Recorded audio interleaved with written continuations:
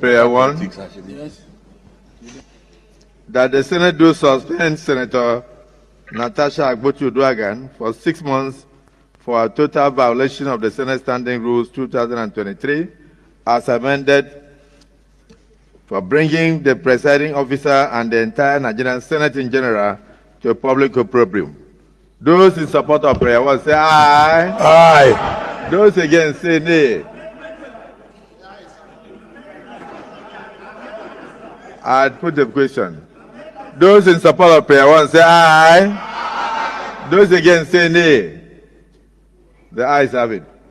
How do you amend a prayer that is unanimous? Prayer 2, that for the Senate to consider lifting this suspension or reducing the tenure of the suspension, Senator Natasha Akpotu-Uduaghan shall submit a written apology to the Senate before any reconsideration by the Nigerian Senate. Those in support of prayer 2 say aye. Those against say nay.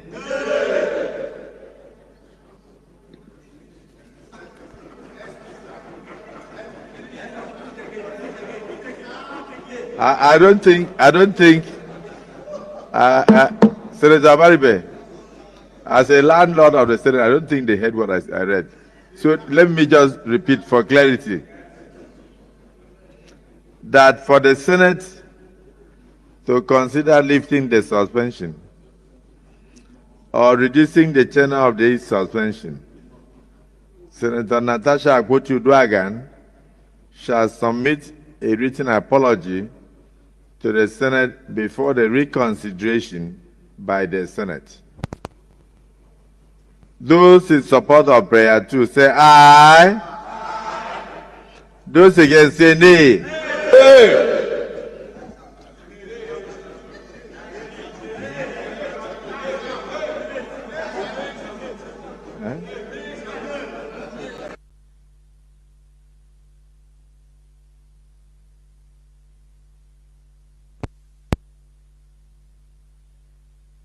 Okay, because I thought I had 50-50. Let me make it 40-60. That for the Senate to consider lifting the suspension or reducing the tenure of suspension, Senator Natasha Akpotu-Uduaghan shall submit a written apology to the Senate before any reconsideration of this case by the Senate. Those in support of prayer 2 say aye. Those against say nay. Nay. The ayes have it.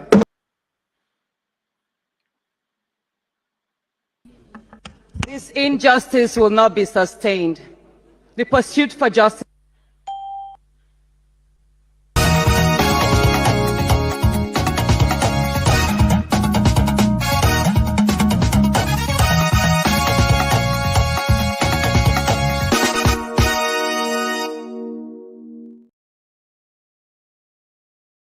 Hello, welcome.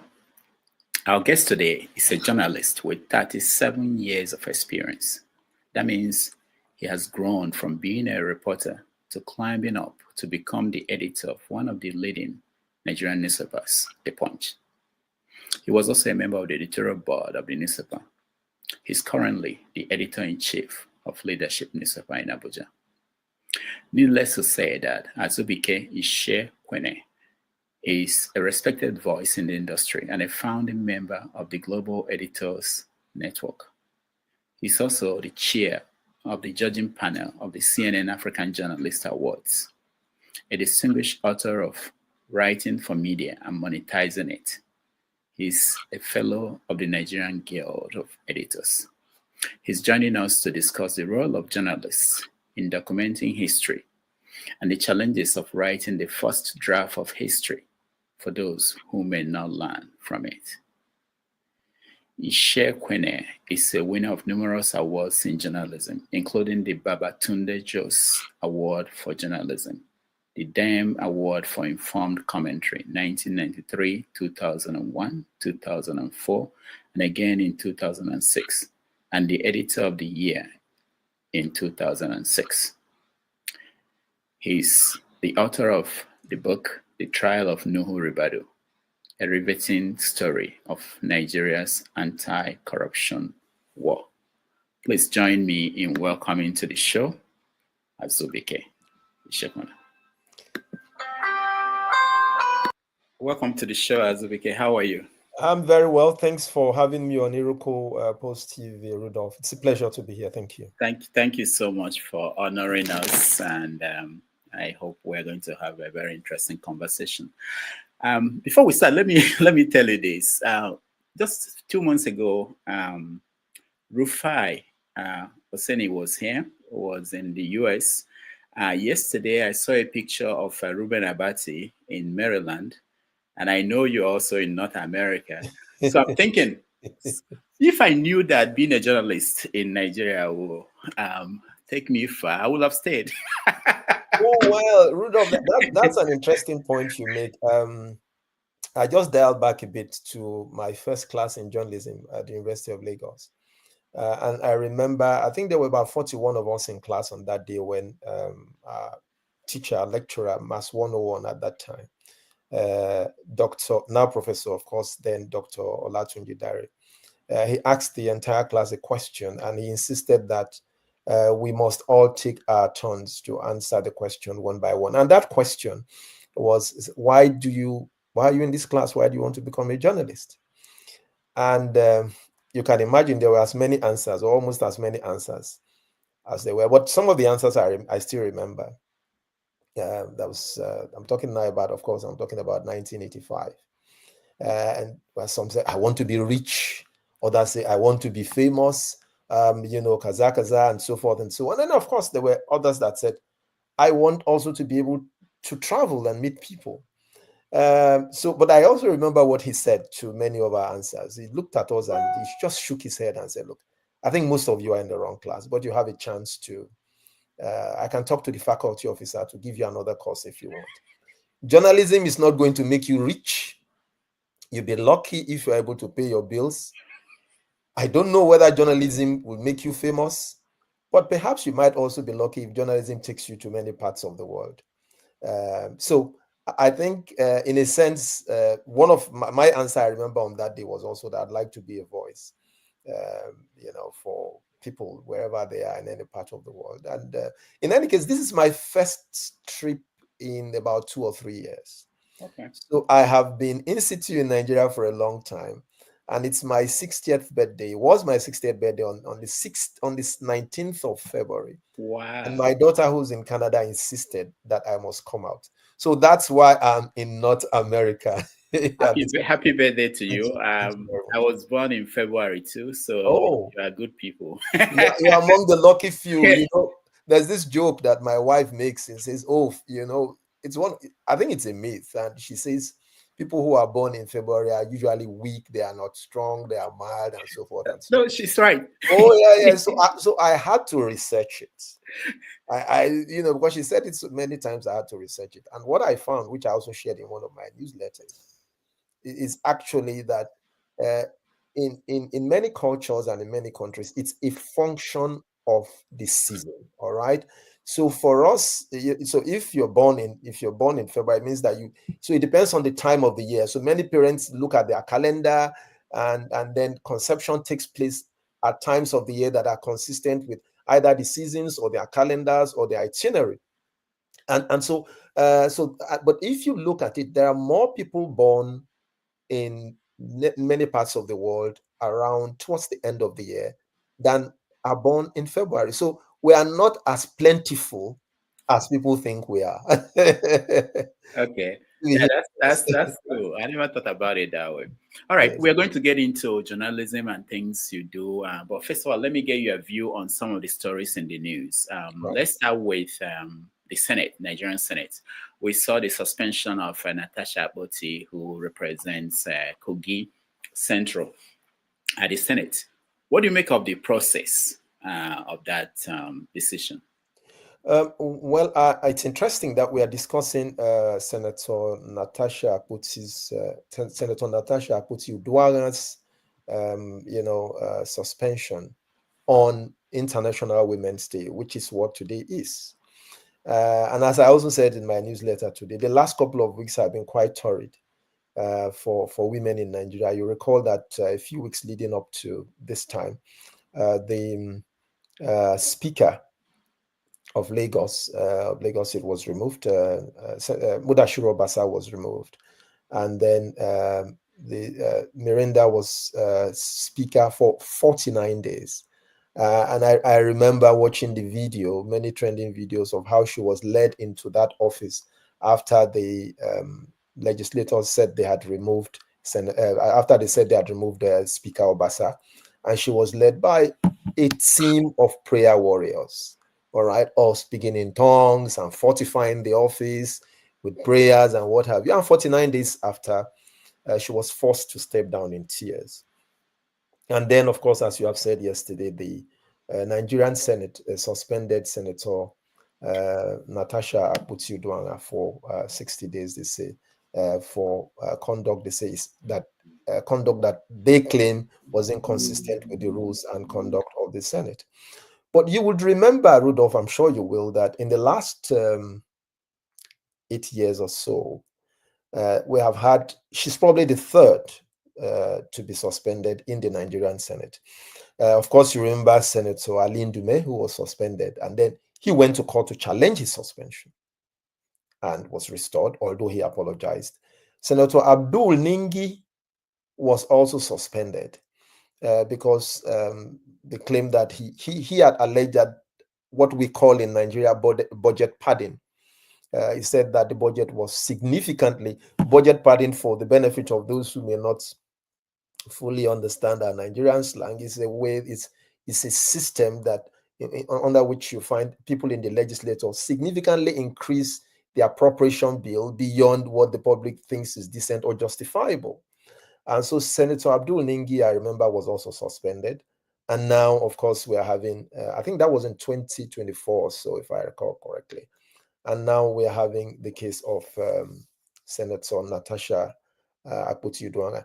I think it is not for me to adjudicate or to make a judgment about what the rules of the Senate are.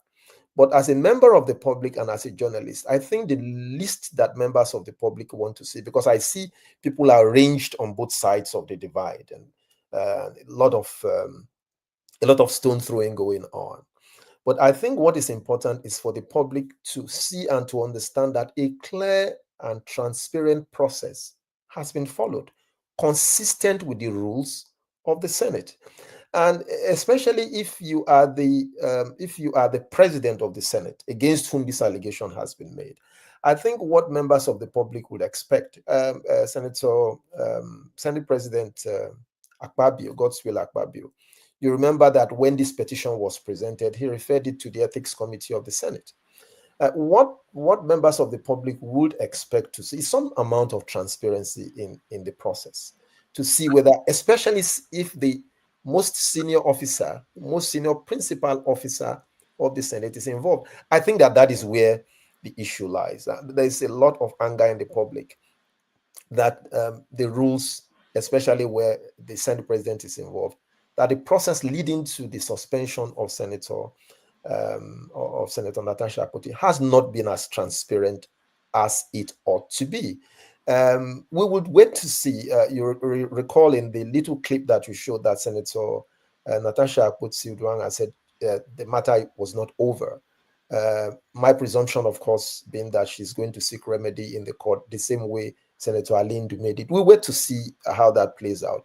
But I think what the Senate ought to do at all times, and not just the Senate, public institutions, especially public institutions that claim to be representing the Nigerian people, they ought to be more transparent in the way they conduct their affairs, especially where principal officers of any of the legislative arms is involved. I think that amount of transparency is what members of the public have not seen in this case. I do not think there will ever come a time when we would all agree whether she ought to be suspended or not.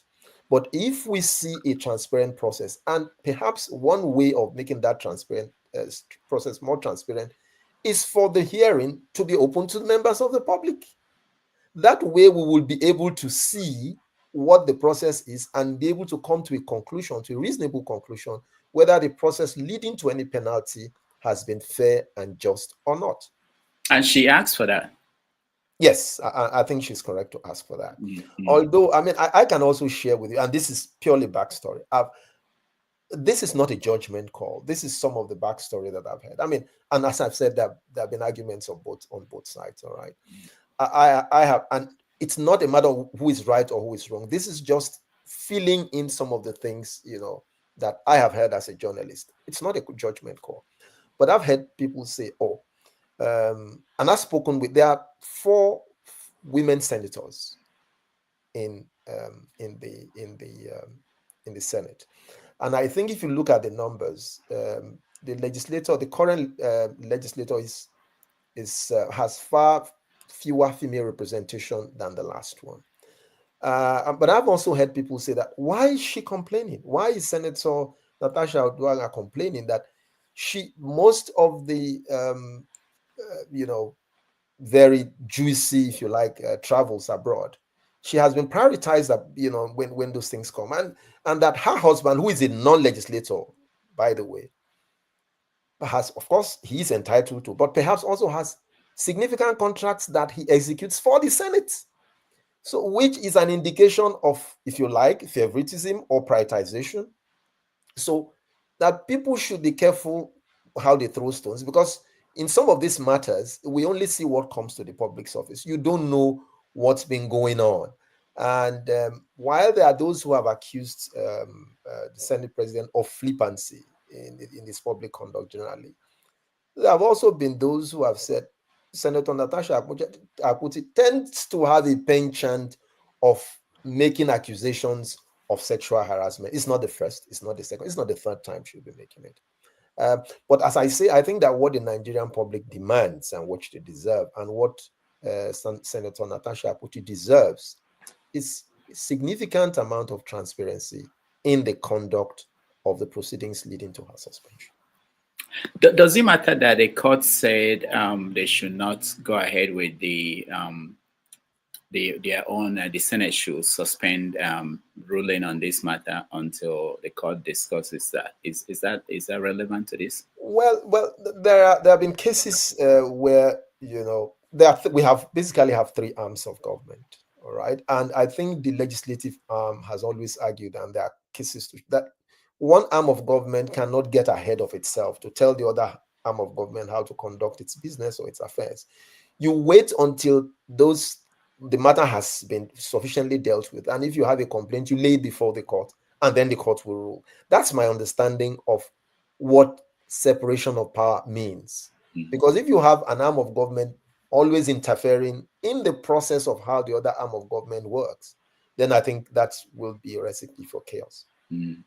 Okay, let's go to Lagos State. What do you make of what's going on there with the former speaker out and coming back, and you know who is pulling the strings? What's going on?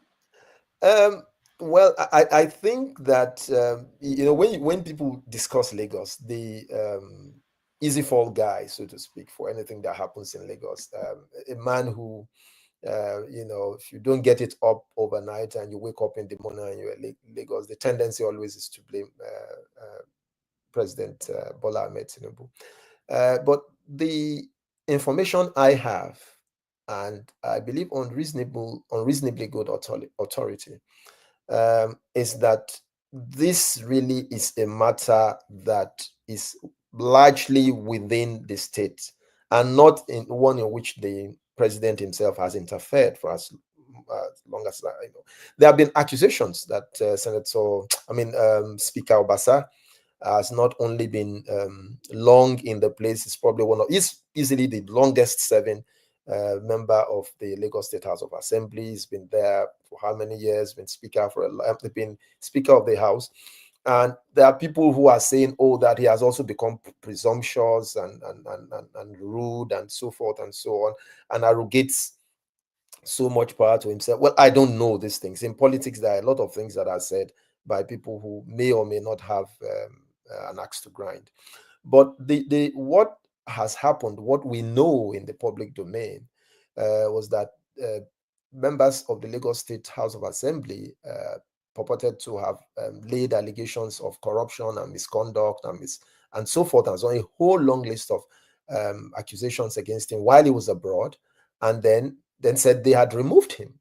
And his argument when he came back and went to court was that it was not fair. I mean, he was in his view not saying that they didn't have a right to remove him if they thought so, but that he should have been given a fair hearing, and he wasn't given a hearing at all.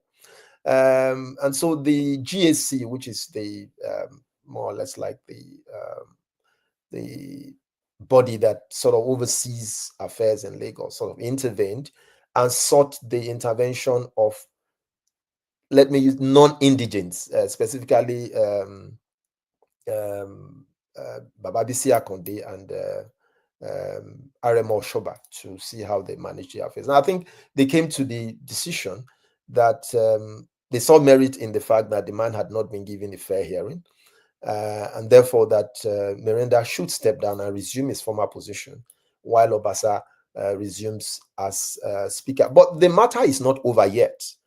What I'm also hearing is that sooner than later, Obasa may also have to step down for somebody else to take his place. But we'll just wait to see how that plays out. I think that what we must always keep in mind in the midst of all of this is, what is the interest of the average Lagosian in all of this? Because politicians will always do what they know best. How does this serve the interest of the people of Lagos who elected them to serve? Whether you are a speaker or not, the people of Lagos, people of Agege, did not, the election was not for Obasa to be speaker. He, of course, was made speaker by members of the legislature, by his colleagues. So he's first amongst equals. He was elected, I believe, to represent the interest of the people of Agege. And I think as long as he serves that particular interest, it's okay. Now, what they decide to do amongst themselves in the State House of Assembly is purely their matter, and I do not really see how that significantly concerns the people of Lagos. I think the people of Lagos are waiting to see how, this is just halfway, we're approaching the halfway mark on the next 4 years. They are waiting to see how the arms, both the executive and the legislature, deliver the promise of a better quality of life, which was what they promised to their people and their constituents. Thank you so much. There was something you said. You said, what is in the public domain? Now, as a journalist, people always want to hear what is not in the public domain because they also see the public domain and they don't know which one is. It's important that you mentioned that. So will you be able to tell us something that is not in the public domain about what's going on in Lagos? I went to some people say things like it has something to do with the politics of the next election in terms of who governs Lagos. Do you hear anything like that? Well, sure, I have heard that. But you see, my concern, Rudolph, especially, and this is not, this does not only have to do with Lagos. I'm sure you must have noticed that 2027 started just before 2023 was over. And I don't know how healthy this is. I mean, the entire country, states in the country, local governments, were all obsessed, thoroughly obsessed, and almost consumed by what is going to happen next. We are not asking ourselves, what the people we have elected to govern us for 4 years, they have just almost reached the halfway mark. What have they done? What have they delivered consistent with the reasons for which they were elected to serve? I am not saying it's not important to pay attention to the politics of what is happening, but I'm saying that it's more important for us as citizens, which my good friend Obi will say is the most important.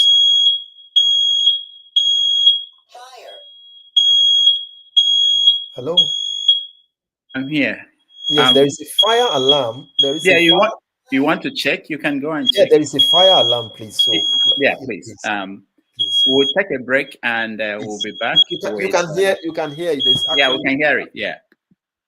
We'll be back with our guest today, who is a seasoned journalist, and we will also take your call, so you'll be able to come in and have an opportunity to interact with him. And our normal have your say will continue after we finish talking to him. And again, thank you so much for joining us, and we are really happy to have with us Azu, who has many years experience, and that will be helpful for us to understand what's going on in Nigeria. Thank you.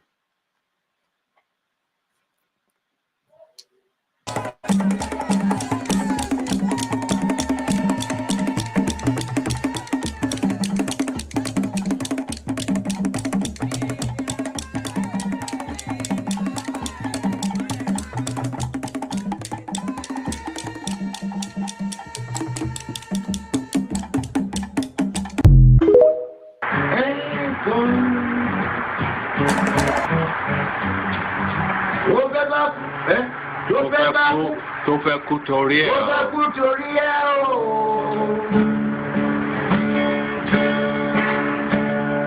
Ọwọ́ ẹni ló ti ṣàánú kọ́.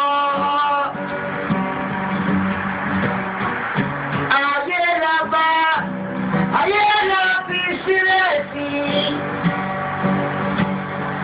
Ọ̀nà èyí yóò.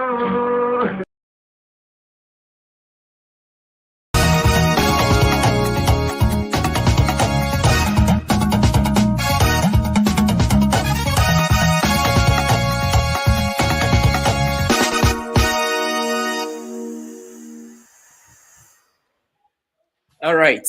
Thank you so much for joining us with the conversation with Azu, who is the managing editor, I think, editor-in-chief of Leadership newspaper. I hope everything is okay. Oh yes, managing in the office and then also managing domestic affairs. That's how it is. That's how it is in this part of the world. Yes, it's a good thing that we're in a safe and secure place now. Thank you very much for your patience. I appreciate it. Thank you. Thank you. So it's a good thing that this is a good teaching moment. I wonder how many homes in Nigeria do you find fire alarm systems?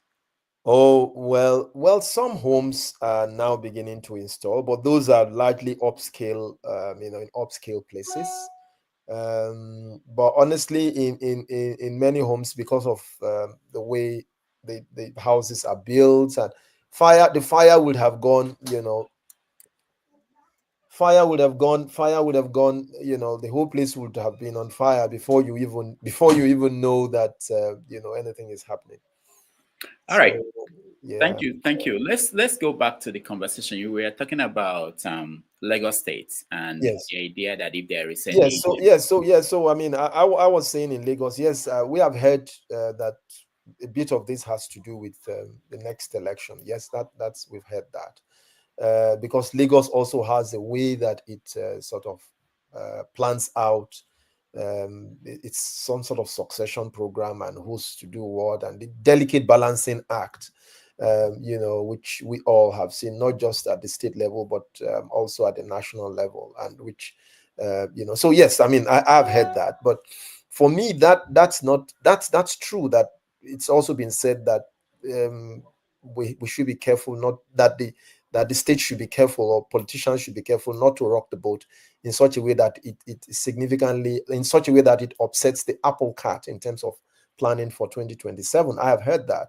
But as I said there to you, Rudolph, before the break, I think we're just about halfway through the first term. I think what we need to do as journalists, as citizens, which, as I was saying, that Obi considers to be one of the most important offices in any country, is to hold those that we have elected, hold their feet to the fire for the time that we have elected them to serve, and then decide on the basis of their record of service whether they're eligible for re-election or not. Mm-hmm. Yeah, but I wanted to jump on that, but also I know that it's an issue even in Western democracies, that as soon as people are elected, whether be it in Canada or in the US, they start raising money for re-election. Yes. So it's because like the Tea Party and Obama after Obama's election, and then the Tea Party immediately convened and started plotting his removal. Yes. Yeah, it's something that Rudolph, I'm sorry to jump in, but the thing about the significant difference in my view is that there are institutions also that sort of hold that the institutions in the societies that you have mentioned are stronger. All right, the institutions, if these institutions were not strong, as strong as they are, you know, the sort of thing that happened on January 6th, the outcome would have been totally different. I'm talking about the US, of course. And so, yes, it's true that politicians, by their nature, they see the difference between politicians and statesmen is that while statesmen have a long-term view, politicians are always thinking of the next election cycle. That is true. And it will be true for politicians wherever they are. But the significant difference between, I believe, far more developed societies and the developing ones, including us, is that there are institutions, including civil society and the media, that will constantly hold public officers to account. That is a significant difference, and we're not quite there yet. And that's what my call is. Not that it's not a crime to prepare for the next election, but I think it's a disservice not to hold people to account for the period in which they are serving. Oh yeah, definitely, and we'll get into that. Let's touch on a few more stories. River State, what's going on there?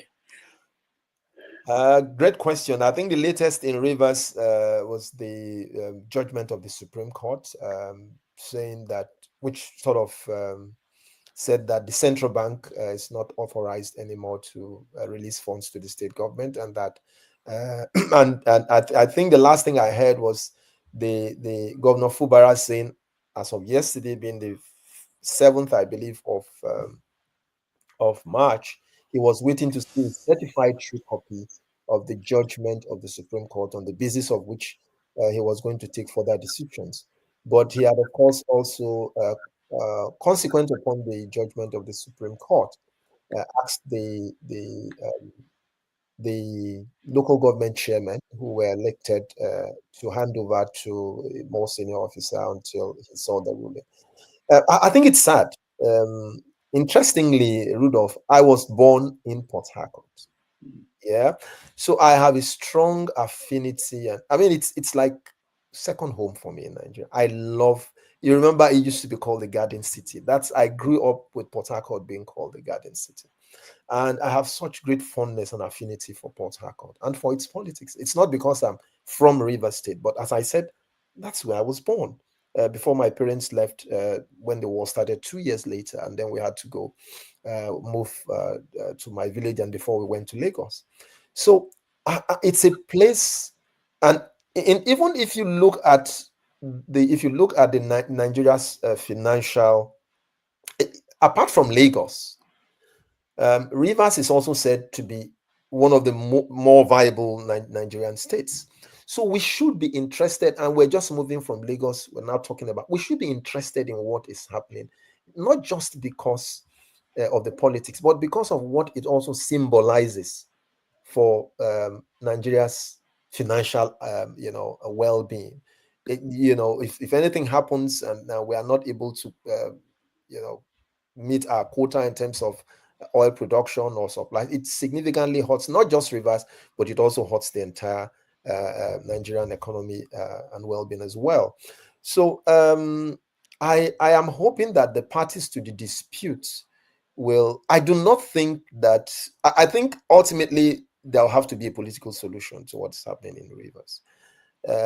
I do not think that, that's what I think. I don't. When you say political solution, and we hear this a lot in Nigeria, is it not another way of saying we don't want this to be discussed in a way that will resolve the issue? We give it a backdoor settlement so that next time again, it's going to show up. No. By political solution, this is what I mean. I'm not suggesting for a minute that things should be just swept under the rug and then the problem pops up again the next time. I think that the state, as I said, because of the importance of Rivers, not just for people in the state, but also for the South and the entire country, we really cannot enforce a winner-takes-all game. That's my point. We can't, force a winner-takes-all game because there will be consequences, and the consequences will not be palatable. So, I mean, the courts have done what they the Supreme Court has done what it considers to be best. Beyond it, there are those who disagree with the ruling of the Supreme Court. There are those who quite, of course, agree with the ruling of the Supreme Court. But you remember, Rudolph, that both the FCT Minister Wike and Governor Fubara, these were all, they're all members. They all started as members of the same family. I remember once going to it is quite interesting. I remember once going to Rivers and then asking Governor Wike at the time. I said the EFCC is looking. Then I think that was towards the EFCC was looking for Fubara then, who was I think the Accountant General or Auditor General, whatever it was, And Wike said they will have to get me first before they get him. He's not going anywhere, But I said, but the EFCC is as an institution. He said that the EFCC had no authority. So whenever I reflect back on this sort of politicians are very interesting people. Whenever I reflect back on this sort of closeness I thought existed between Fubara and Wike, and I look at what is happening today, I just keep asking myself, where did it all go wrong? We may, for all you care on this program, postulate and portion or blame and so forth and so on. But I think between the two men, they know what is actually wrong. They know. And that's where I think there has to be. Now that the Supreme Court has given its ruling, I do not think that the minister of the FCT will think it's in the best interest of the state where he comes from, where he has also served, for the state to be starved of funds for the next 2 years. It's not going to be, it's certainly not going to be the interest of the state or in the interest of the projects that he has. So there has to be a give and take. They would have to find a meeting ground to solve the problem so that the state can survive and so that the legacy that he has also left as former governor can endure. And I think it's in the interest of all the parties to do that. Not to sweep things under the rug, but to find a solution that is in the interest of the Rivers people. That would be my position. Okay. So you said a few moments ago that politicians are funny people. Yes, they're interesting people. Interesting people, yeah. And you've been following them for many years. Yes. I think from your profile, you started 88. Yes, that's correct. Wow. All right. So what has changed? And you saw the military era, and then we went into democracy. Can you summarize, what you have learned about the Nigerian? Great question. Politicians are interesting people, and permit me for saying that again. See, the more you look, sometimes the less you see. But my training as a journalist has also taught me to be very skeptical about promises, about actions or inactions of politicians. Because they say one thing, and you have to be careful whether what they say is what they mean. And whether what they mean is what is in the best interest of those who have elected them to office. I have watched over the years, I've seen that. By the way, I've also heard people who have argued for good reason that because of the nature of our society, developing society, that perhaps one of the fastest, most enduring way to serve and impact in a fairly extensive way is to hold public office. All right. And to be fair, it would be uncharitable to paint all politicians with the same, tar them, all of them with the same brush. I will not do that because I believe there are and would be politicians who genuinely aspire to serve. But I think one of the things that I have seen over the years and which I'd like to see changes at is the ability of the entire society, especially of the media and civil society, to help build institutions that can hold our politicians to account. That is a significant difference between what I see about politicians in our country and politicians, as I've said earlier, in other parts of the world. The ability for us to force or enforce a system where our politicians are held to account. And that's not going to be only the responsibility of one group of citizens. That's our collective responsibility, but more so that of the media and civil society, which is part of the great work that you are doing. I mean, I have seen politicians over the years, and it's amazing sometimes when you say that, oh, this politician, for all we know about this politician, he will never have a second chance. Not a cat's chance in hell that this politician, but then he goes, then we go to election and we find the figures that claim that same people that we almost could have sworn would never return to office are re-elected. And you ask yourself, how? How did this ever happen? So again, then look, that takes you again to the recruitment system. How are these people recruited into office? What kind of electoral systems? What kind of electoral system produces the kind of politician? What kind of judicial system holds these politicians to account? What sort of media holds the feet of these politicians to the fire? So I'm not assuming for one moment, Rudolph, that this is but to come back to your question, and I have watched this over the years. So what politicians have tend to do, you remember what Chinua Achebe said about when the bird has learned to fly without perching, the hunter must learn to shoot without missing. I have seen politicians sort of adapt. If you remember back in 2006, 2007, when the EFCC, first started and was introduced,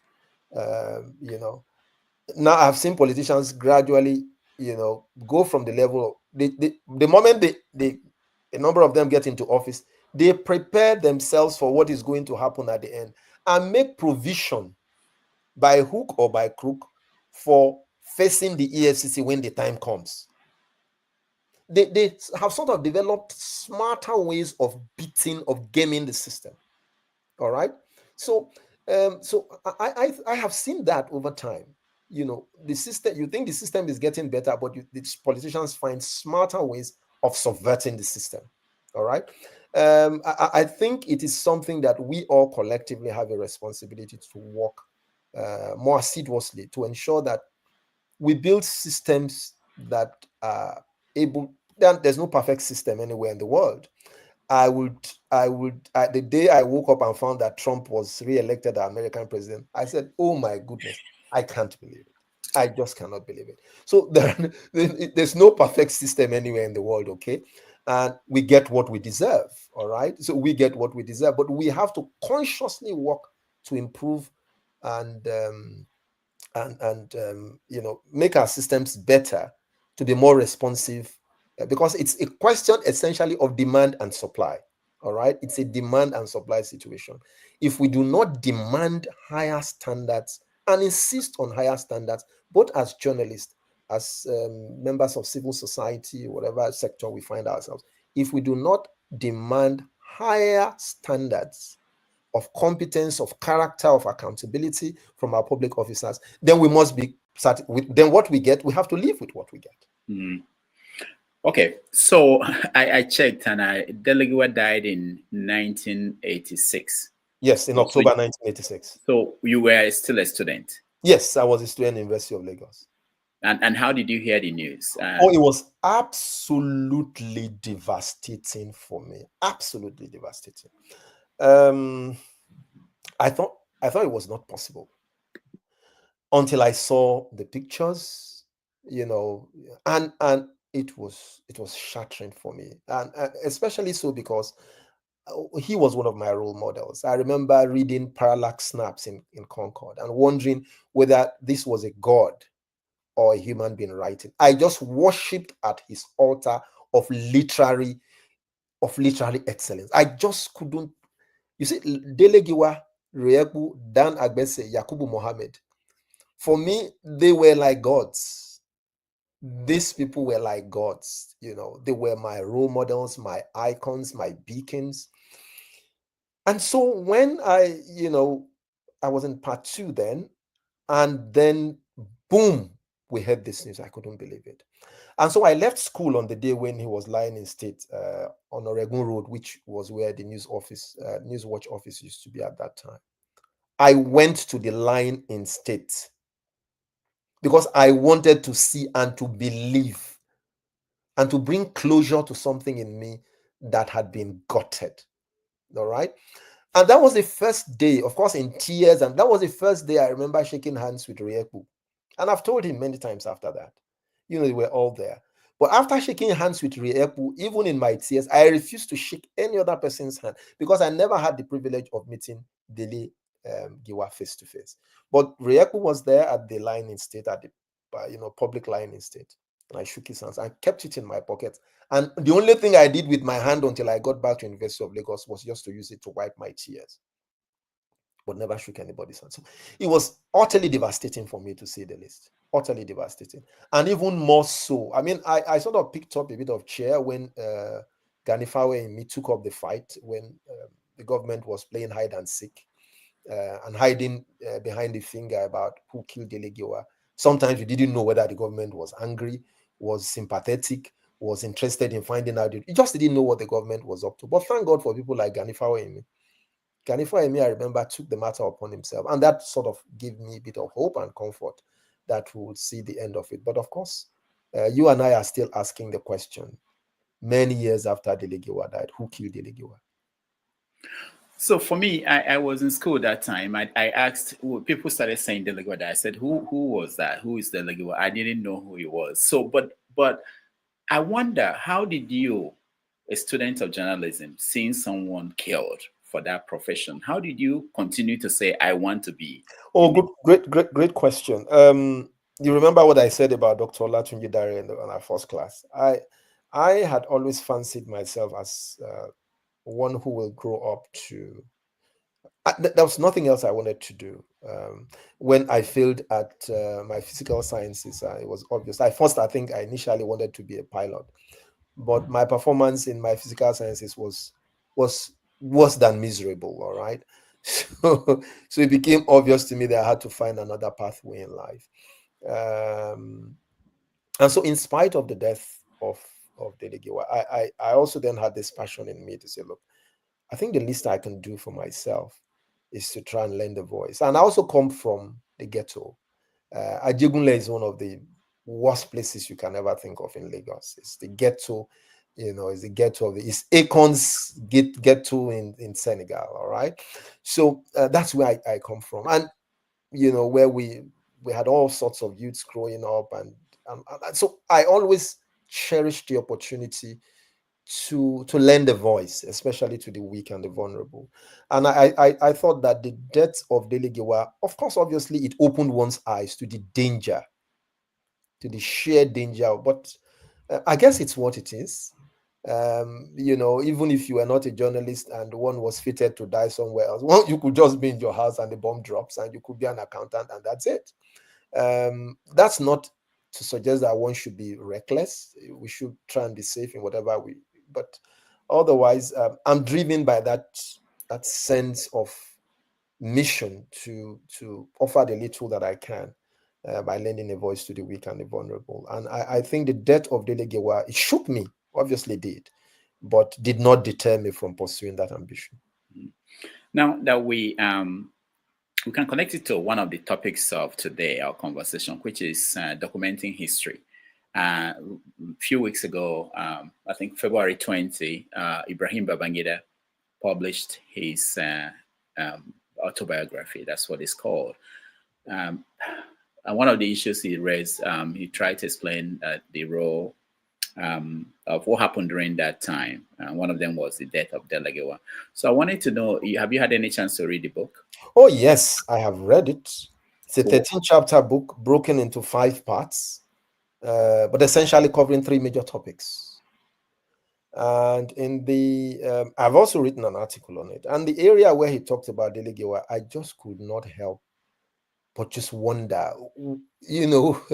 first I must say it was a good thing that he decided to write. I mean, if he didn't write, we will not be having this conversation. And some of the truths which we thought we always knew, but which were buried, will not come to the surface. So great credit to him for putting that down. I think a lot of our former leaders should sort of learn more how to document their experience in office for the benefit of younger people. So great credit to him for that, I must say.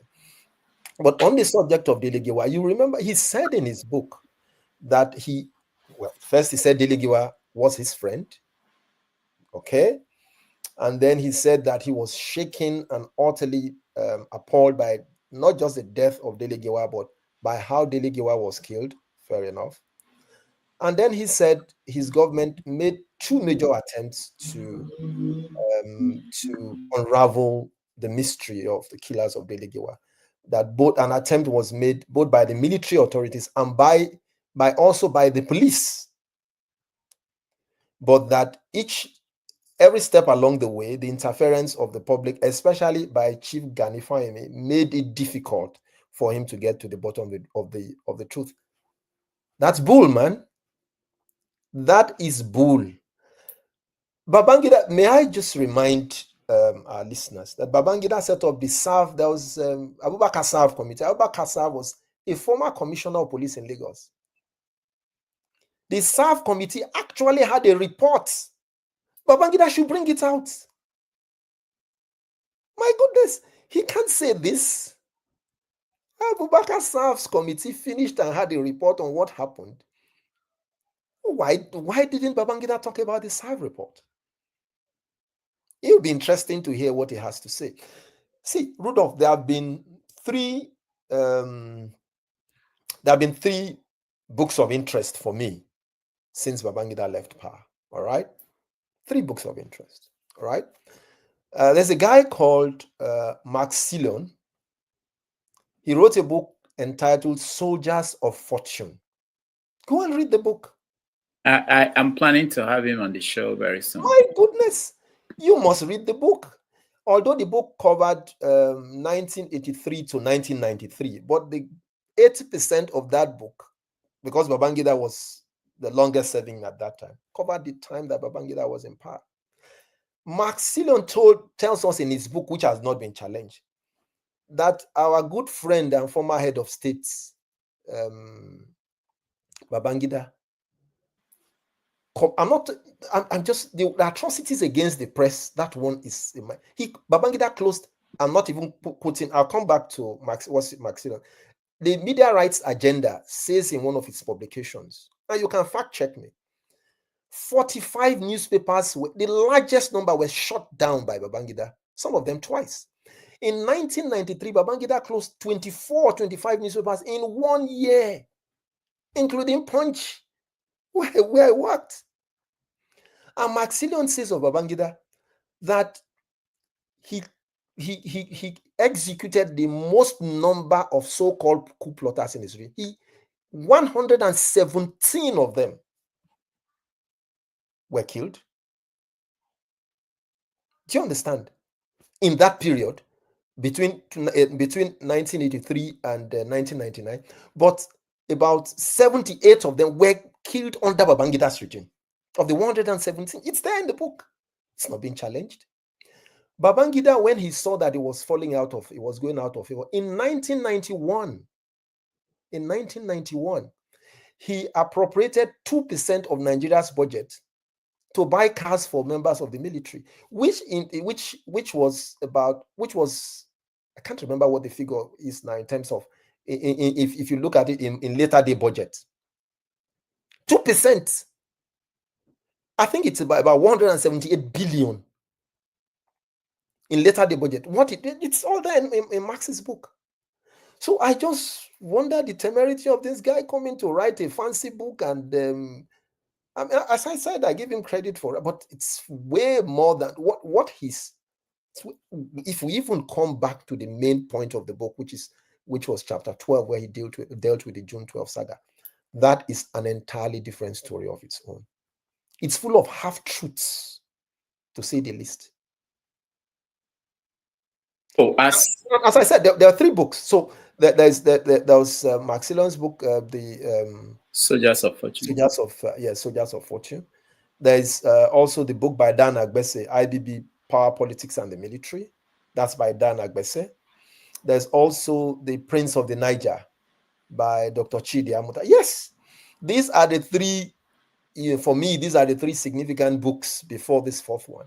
So my goodness, we have a bit of the benefit of history. We do. Journalists are said to be people who write the first draft of history, and people like Babangida and historians will write the final draft, which is they now have to go in depth do more research, and then use based on what the journalists are writing to beef up and maybe explain some things that are not very clear. So you said there were some truths in Babangida's book. Can you tell us one or two? Truths? Well, you see, no, have truths than there are truths, to be honest. I mean, I kid you not. I don't even know which one. You see, Babangida's book. Some people pointed at what he said about the coup of 1966. Is that? Oh, you see, Babangida in over 100 and I think it's about 111,500 and something words, which his book contains. He went all the way to say sorry, but left his memory of penitence behind. You remember what Gowon said about the massacre in Asaba. Later, Gowon apologized. All right, Babangida didn't need 111,500 and something words to accept responsibility without offering apology. Totally unacceptable. I've read Osman Agbo's 40 acres and a mule, you know, very interesting reading as well. And I recommend it for folks to read. You know, Babangida, of course, has played many roles, going all the way back to Nigeria's civil war, you know, and he's always been there. And Gowon praised him in the foreword of the book as an excellent example of somebody who combines a military adventure with politics. I don't think that's credit to him. It's just it's a revelation. It's that combination. It's that chemistry that reveals the deepest recesses of his capacity for mischief. That is what it does. What he's done, whether his account of the Civil War, or whether his account of June 12, or whether his account of Ray Eku, whether it's his account of the C-30 Hercules 1 crash, he should have just come up to say, you know what, folks, I am sorry. Look, let me tell you something, Rudolph. I interviewed Babangida 9 years ago, and he told me that the result of the June 12 election was inconclusive. He knew when he was telling me that he was telling a bloody lie. He knew. And this is the pattern that you find in many chapters of that book. I mean, you can't quarrel with a man for writing a story about their own life. It's their story, they tell it. But where they cross the line and then sort of want to mix and match, that's not, it doesn't have the license to revise Nigeria's history. He can revise his own personal history the way he wants, but that revisionism is not permitted to him as when it comes to Nigeria's history. No, whether it's about his account of the Civil War, or as I said, it's about his account of June 12, or account about the C-130, or account of what he did with the press. It's all there for us to see. How many times he kept changing the goalposts. You know, and all Nigerians were hoping he would be able to say finally, you say, you know what, folks, I'm sorry. I not only take responsibility, I'm sorry for what happened. I think that for me would have made significant difference. And General Shola Williams also responded days after, and General Shola Williams also called him out on a number of the lies. The book is infested with half-truths, to say the least. It doesn't do credit to him at all. No.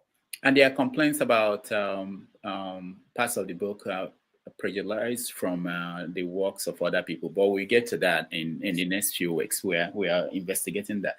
Let me ask you. You mentioned a report about Dele. There's also the report like Okibo reports on the Gulf War. Yes, the 12.2 billion naira account. Oh, you remember that was the reason why he threw out the British journalist. Yes.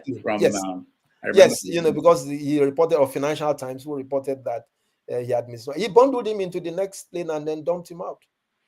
So when you meet someone like that as a journalist or interview him, how do you approach the interview? Because I haven't met him. I don't. Oh, I have. I have met Yeah. Babangida. I have met him. I've interviewed him once, but met him more than once.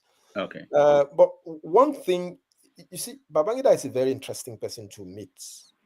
He is one who not to meet is to despise. All right, that's how I'll describe. To meet Babangida is to he also almost completely will give you the impression that it's just like it's just as harmless as a butterfly. All right, and so my experience when in that interview that we did with him is you just what Babang, and if you also read, he repeated aspects of the interview that he had with Tel in his book as part of the appendix in his book. All right, which he calls a journey of service, but I call it a journey of disservice. Actually, that's what I personally call it. But this is a journey of service. That's good. So, what I would recommend, I hope you do meet him, Rudolph, and I hope he comes on Iroko Post TV. I hope he comes on your program. I think that would be one of your biggest scoops if you can get him to come. I wish you luck. But if you do manage to get him to interview, if you keep Babangida on the facts and refuse to go away from the facts, he gets very, very uncomfortable. He tries as much as he can to befuddle the issues. You would not likely catch Babangida give you a straightforward answer. Let me tell you about what he said about Vatsa. And it's when you go into his book also that you would, and you need not to read too much in between the line to get a sense of how Babangida's mind works, either for you as a journalist who wants to interview him, or somebody who just wants to engage him to have a meaningful, productive conversation. He said about Vatsa in his book, oh, you know what? He doesn't know why people think Vatsa's death pains them more than it pains him. Vatsa has been his friend since childhood. They went to the same secondary school. But you know what? He knew there was a problem when Vatsa started to envy him when he was made the head boy of his school. I said, oh, really? And he said, you know what? Vatsa and I shared clothes. We shared a bed together. We shared virtually everything. Okay. I said, right. And so what happened? He said, but one thing Vatsa had always envied him about was his success. The fact that right from school, he was made a schoolboy. He tended also to move up the ladder pretty quickly in the military, that Vatsa always despised him for that. Or Vatsa didn't like him or envied or, was jealous of him for that. I said, okay. So you now see that there is a back. Then when he then tells you of the reason why Vatsa was killed, the so-called coup, and how he was eliminated, you see that it's something that goes all the way back. He was just trying to settle his score. It was not because of it was just, he was trying to settle his score. And it's not true that there's no precedent to commuter or commutation of sentences. It's not true. He just wanted to put an end to a scourge, to what he perceived to be a scourge of jealousy that existed against him from Vatsa right all the way back to the secondary school. Appalling. That's a good point. And also I read where he was talking about, I'm looking for evidence, and the evidence they provided was so flimsy. I couldn't believe it, that he was trying to leave the cell through the air conditioner and some things that I felt like, if this is how they think, I'm so disappointed. No. Anyway, let's look at this beyond Babangida. When you meet these personalities, these leaders, presidents, as a journalist, you have opportunities that regular people do not have to meet these people. And I always try to explain to people that there are many things. You can write a report on your meeting, but there's so much that you don't say in your reports. There's so much that are confidential. Journalists, they have a lot of insight, more than regular people, about some of these characters. Without mentioning names, or if you're okay mentioning names, who do you think that we misunderstand in the Nigerian setting today when we look at them and what they say in public, or how they are seen in public, that you've met personally? Oh, that I think is not well among the politicians. I would say that Bola Tinubu is just one of them. Yeah, actually. But let me cycle. I'll come back to Bola Tinubu. Why I think he is significantly misunderstood, and then because he's someone I've known since 1997, 98. I've known him, for a fairly long time. So I can say that. But then let me dial back to some of the things, some of the interesting encounters. I share one encounter with, which I think I've published.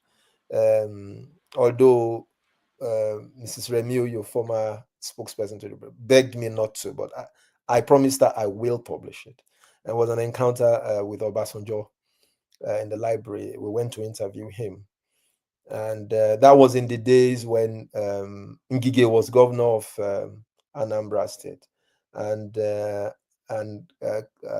Andy Uba and Chris Uba was running amok. I have no apologies for saying that. I was running amok in the place, and it seemed that the presidency or the authorities had no inclination to call him to order. So it was one of the questions that had been on my mind. And so when we had this interview with former President Obasanjo, it wasn't out of disrespect, but it was just out. I couldn't wrap my head around it. So I started by saying, Mr. President, does it mean that your government is incapable of calling Chris Uba to order? He's running amok. He said, shut up. My anger was not towards him, but obviously he couldn't see that. He merely read it as disrespect. Shut up. That's how you write. Every week you write nonsense. You come here, you ask me stupid questions. Professor Oyevere was in the room. Mr. Remiu was in the room. You could almost hear a pin drop because that was totally unexpected. So everybody stopped. And after a pause, so Mrs. Remiu then said, any more questions? I wasn't done yet. And so I said, yes, I still have a question. So Mrs. Remiu said, go ahead. I said, Mr. President, you haven't answered my question. Oh, the man, he jumped up. And Oyevere, had to hold him. And I was asking myself, was this man about to punch me? Lord have mercy. Wow. So, well, after that, Remiu then said again, any more questions? I wasn't prepared to take the risk. Anyway, but with Obasanjo, I think that on the whole, with Obasanjo on the whole with him, it's a very complicated man, no doubt about that. Very, very complicated. But on the whole, what you see is what you get. Now, let me tell you something about President Bola Ahmed Tinubu. He's one person. He takes friendship very, very seriously. He does. We met a number of times. I've also interviewed him and all of that. But I remember once when he met me, I think I was bringing my daughter. That was in 2010. I was bringing my daughter, to the US, and himself and Rauf Aregbesola just cleared security and they met me. And he said, "Oh, Azu, where are you going?" I said, "Well, I'm taking my." I said, "Oh, your daughter is going to school with so." And but my point is that from that moment, whenever we have met since then, up till my meeting with him in December for the interview, he would still ask me about her well-being. I mean, Babangida, by the way, also has this capacity to do this, but he combines his own with so many other incredible mischief that I just can't wrap my head around. So my point is, but I don't know that thing about him in the public space, in the public domain. Tinubu gets this impression of, oh, you can't, maybe it's not trustworthy, but there is deep down in him a very, very soft side of and human side of him that I haven't seen in many politicians, honestly. And that's, I don't think he gets, maybe he does, I don't know, but I do not think he gets enough credit for his humanity. But he's deeply inside somebody who cares for his fellow human being, just because you are a human being and not for anything else. I will always respect him for people like you're saying, people, I've had stories like that, politicians who maintain friendship, who, if you run to them and say, oh, I'm in difficulty, they will take care of you. But people say that they do these things to buy you, to have this is what people say, like Babangida, how he was able to take over the media space by basically either you join us or we get rid of you, something like that, or close you down. And some politicians, talking about people who are not in the military, who the only way they can influence people is to make you their friends. It doesn't have to be pay you or even give you money, but make you their friends, so that maybe you they go and defend them if something happens. But I want to ask you, people are saying, I hear people saying that, oh, you don't know Tinubu, that he has a plan for Nigeria. He's going to surprise. There are people who believe that. I've had people come openly and say, to me, that don't worry, he understands the country. He has been an advocate for democracy. He understands the power structure, that he's going to change. Do you think that Obasanjo changed the country in fundamental ways? And will Tinubu do better? Yes. And, both ways. I mean, Obasanjo changed the country in both good and bad ways, all right? There were some things he did, including setting up certain institutions that really helped the country, because the country was in a very difficult place at the time Obasanjo came, obviously. And we must always give him credit for that. And you could see that he really was desirous to do a lot of good things.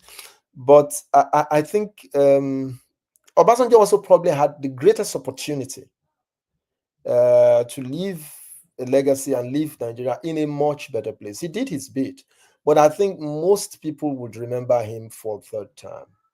And, I'm sure that, I don't know if you have read Chidi Odinkalo and Aisha Osori's book, Too Good to Die. I think you should go and read it. It's one of the best documented histories of the shenanigans of the Obasanjo years, especially as they concern third term. In spite of his denial, I don't know why he's doing that. And that he also left it, Obasanjo's tenure also left a huge corrupting influence on the Nigerian legislature. Most of the problems we're still having today these are the fruits of the seeds of the Obasanjo era. All right. So there's plenty to give him credit for. And obviously for me, there's a whole lot, especially third term, for which I think that he may not be forgiven for a long time. As far as the conversation around what Tinubu is doing, whether what he meant, I think that I've met a number of people, and I have met people who don't like him at all, who don't even want to hear his name mentioned. And you mention his name in their presence at the risk of having a further healthy conversations with them. But one thing virtually all of them have said is that he's able so far to do certain things that governments since 1976 have not been able to tackle, especially as it concerns corruption around the oil economy, that he's able to deal with. And that, of course, will have consequences. You see, we people may have good intentions, but we always will judge them by the fruit, by their motive, obviously, but also by the fruit of the decisions that they have taken, whether when they are in office or perhaps sometimes long after they have left office. Okay, so I didn't quite agree, and I said that publicly when the president wanted. When he said fuels, I was, as most people were, for removal of petrol subsidy. All right. And when he did it, I thought, with the benefit of hindsight, that perhaps he should have done it more gradually and things like that. But in retrospect, I think it was the right thing to do. And I can only give him credit for doing it. It's not easy. It's hurting. Nigerians are really, really, really hurting. But I think that we had kicked the can down the road for many decades, and it took a man of it's actually taking a man of significant courage to be able to deal with that, and also try to move to match the divergent exchange rate, with all the sort of arbitrage issues that we had around that.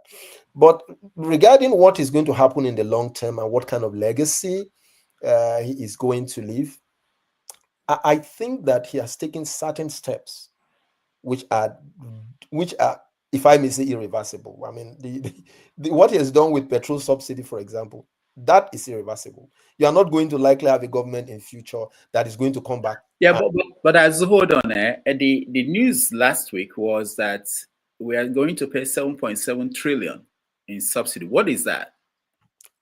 Great question. I've been out of the country for about 3 weeks. All right. Now, what I'm able to gather as far as that is concerned is that, you know, the process of, it's actually a transition. All right. The government has said certain things have been done, but there are still inefficiencies, especially around NNPC, that I do not think have been fully dealt with. All right. And until those inefficiencies are completely dealt with, there will be problems of the sort of thing that you have mentioned about subsidy and all of that happening.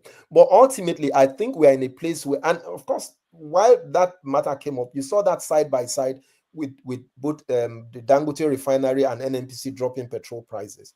So my guess is that in the next 1 year or so, we would hopefully see a better regulated system. But I think we need greater transparency around the management of NNPC itself.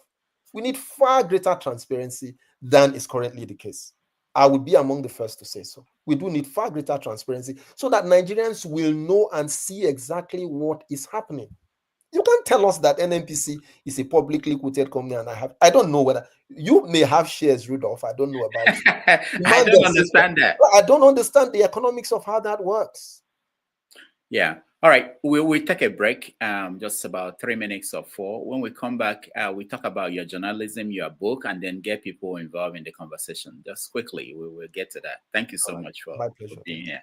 I know you don't have much time, but we will get there quickly.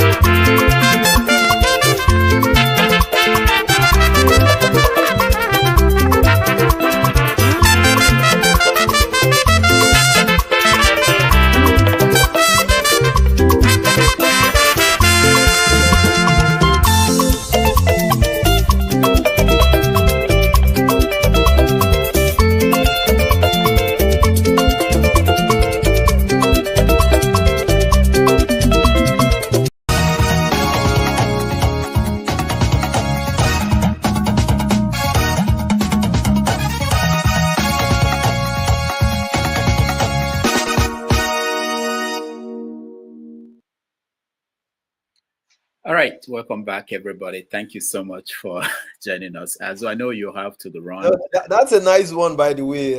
That's the music. That repurposing of Oliver the Cook. Yeah, I love his. I love that one too much. I hope you play it for me the next time. I think that was where high life went down for me. But anyway, that's my personal opinion. Anyway, all right. Thank you so much. And let's quickly get to. I was looking for your book, The Trial of Nuhu Ribadu. Okay. I couldn't find it on Amazon. What happened? Well, it was published in 2008. I'm sort of trying to update now, especially with Nuhu Ribadu back at the reins as the National Security Advisor. So I'm sure that before the end of the year, I'll repurpose and it will be out on Amazon. Okay. So when you wrote that book, you had the opportunity to talk to him, interview him, I believe. Wrong. Oh, no? Yes. Interestingly, yes. Interestingly, it was one book that I think he got to know that I was writing the book after the book had gone to press. I didn't go to him. I just, of course, followed press, and then also my knowledge of interactions. I didn't have to go and meet him and sit down and tell him, you know what, I'm writing a book on it. No, not once. Okay. He didn't know about it. I like that. I like that. I mean, that's one way of doing it. I wanted to know if there is a change in Nuhu Ribadu that you knew that time and the one we have now. Well, in some ways, you know what people talk about age. There's a chronological age. There is the biological age. And then some now even talk about, well, they say there's also the sociological age. I don't know about that. But I think the fundamental thing is that I think the message in that is that as people grow, they also experience, undergo certain changes. He was a much younger man in 2008, much younger person in 2008 when he had not gone full length into politics. You know, later he went into politics, obviously, and was at the time the presidential candidate of the Action Congress. So all of that had not happened. So I think that in some ways, yes, I think he has changed in some ways. There's this controversy about Nuhu of the past, where some people say there was a video of him talking about governors who were corrupt when he was EFCC's chairman, and then now we can't find the video, and now he said he never said anything like that. What do you know? What I know is I think he's been confronted with that question a number of times. And then he said what he said, especially concerning President Bola Ahmed Tinubu, who was then governor of Lagos State, I believe, was that the corruption was of an international dimension. That was what he said. And he said that what he meant was that it was not just the EFCC in Nigeria looking into it, but that there were also other agencies around the world also interested in the case. And that he said, I remember him saying that was not a judgment call, but was just saying that it was a matter that was being investigated not only here, or being a matter of interest not only here, but also a matter of interest outside Nigeria. I said that's what he meant. Mm. Okay, let's look at journalism before we go to your current book. If you have a young child today and he or she wants to go into journalism, will you recommend that they should in Nigeria? I have, I'm not one to, the youngest of my children is 26. She has a PhD in psychology. Then of course one studied law, and then the eldest studied chemical engineering. So you see that as far as that goes, it's you know, it's not in my, I do not, and I in fact remember my son who studied law. I thought that was the closest thing, and I remember when he finished, I was trying to get him interested in what I was doing at the time. And I remember asking him, he writes very well. In fact, if you think I write at all, then you haven't read his writings. He's exceptional. He writes very well. So I thought, well, that might just be, but it's not in my character to sort of, lean on my children to know. But I thought you'd be interested because I'd read a number of his writings, and he said no. I asked him to make contributions to the interview when I was publishing the interview, and then after I made a couple of contributions, I wanted to know how to describe him. So I asked him for a CV or a brief bio. He said I should just call him a portfolio. What now did he say? Portfolio adventurer, whatever it was. I said, "What? Why don't?" He said, "No, he doesn't want to be. He doesn't want to be described as anything. He just wants to do what he loves to do." So, what I can say, if anyone came to me and said they needed my opinion, if it mattered at all to them to study journalism in school, I would say no. You see, journalism has benefited more from the diversity of other disciplines than it has from its core discipline. That's not to say, see, I studied journalism. So that's not to disrespect or discredit the profession or others who have studied it. Good. But I am speaking in 2025, and I am saying without equivocation, Rudolph, that if anyone came to me and said, I wanted to study journalism in school, I would say, you don't have to study journalism to practice. Well, there will be training, there'll be formal training that will prepare you, but as a requirement or as a prerequisite, absolutely no. Journalism has benefited and will continue to benefit more from the diversity of disciplines than it will from its core, from core journalism, from the study of core journalism as a subject, as a profession. All right, that's interesting because I studied engineering. Excellent. You see, I didn't even. I have no There idea. you have it. The unit of energy, I don't know what it is now. I've not looked. There you have it. Yeah, but so what do you think about journalism today? What it was when you started and what it is now? Are we making progress? Are we? Yeah, I think it's a mixed bag. I think it has evolved in more ways than one. I think the profession has also been challenged in more ways. In terms of now, let me. You see, in terms of the business of profession, that's obviously been challenged because of the introduction of social media, new media, and all of that. That has significantly impacted revenue for the business. All right, for the business. So the business is challenged. Models that were built on brick and mortar. So in those days, you had huge offices, you had correspondents all over the country, correspondents everywhere, and all of that. People running and trampling over each other and so forth and so on. So you had very huge inventory. All right. Now all of that, and then you also had, in addition to that, some media houses had vans or and all of that. But all of that, the cost of entry has been almost wiped. I mean, it's almost zero. So you see, models that were built early on brick and mortar will have had to reinvent themselves in order to remain sustainable. Okay, so that's a challenge. Of course, it's also been challenged in terms of information. I mean, in terms of reliability of the sort of information that is, we're talking these days about fake news or about misinformation or disinformation and the speed with which that afflicts us. We're also talking these days about about the stealing of our content by big media, by big tech. Big tech has significantly undermined intellectual property and the sort of content that we have and from which we can profitably earn a decent living. So that's also a challenge. But as I said, I mean, there's also the plus side of it, and part of the benefits of which modern practitioners today enjoy.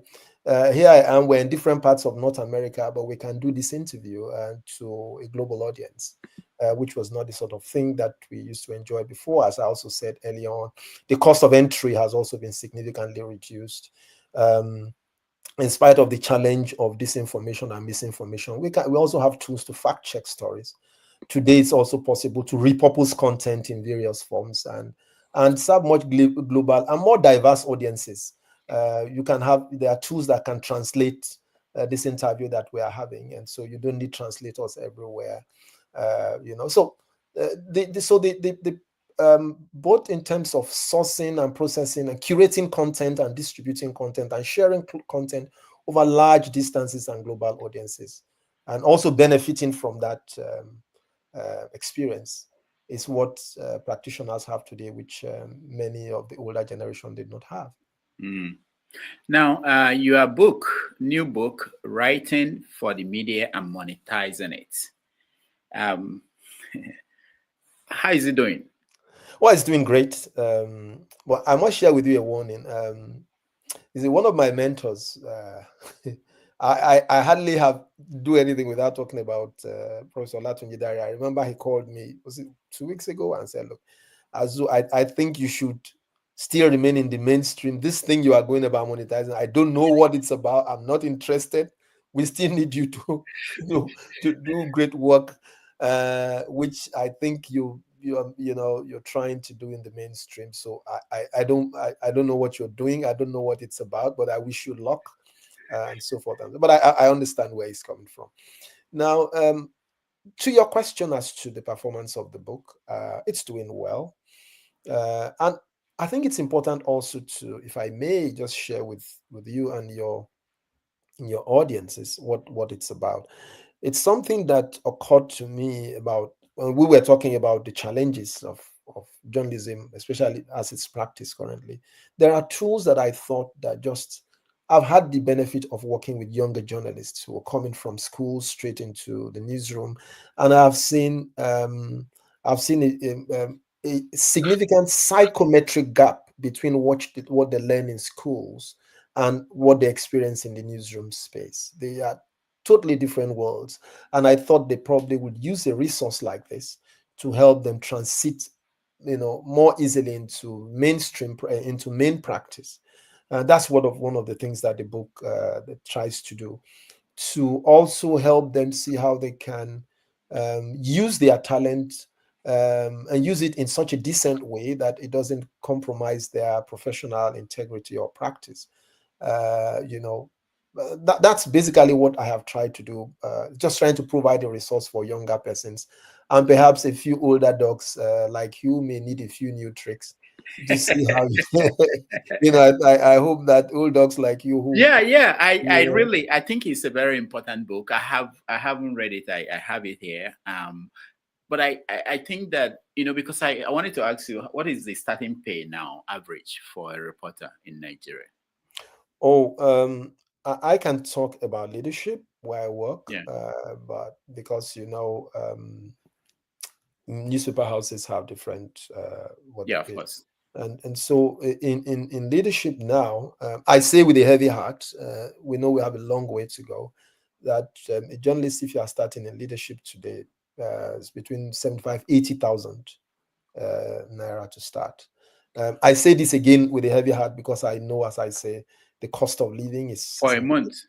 Yes, I mean, So I'm hoping, why I'm interested in your book is that I'm hoping that you showed people in Nigeria that they can actually, in a month, make $100 at minimum.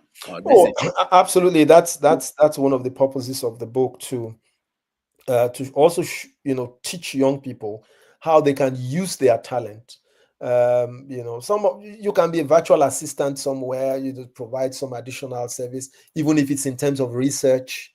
If you know how to use the appropriate tools, you can provide research, help your boss, or help some other persons who are doing content job, how to organize their content, how to also distribute or share those contents across platforms that may be suitable for the content that they are providing.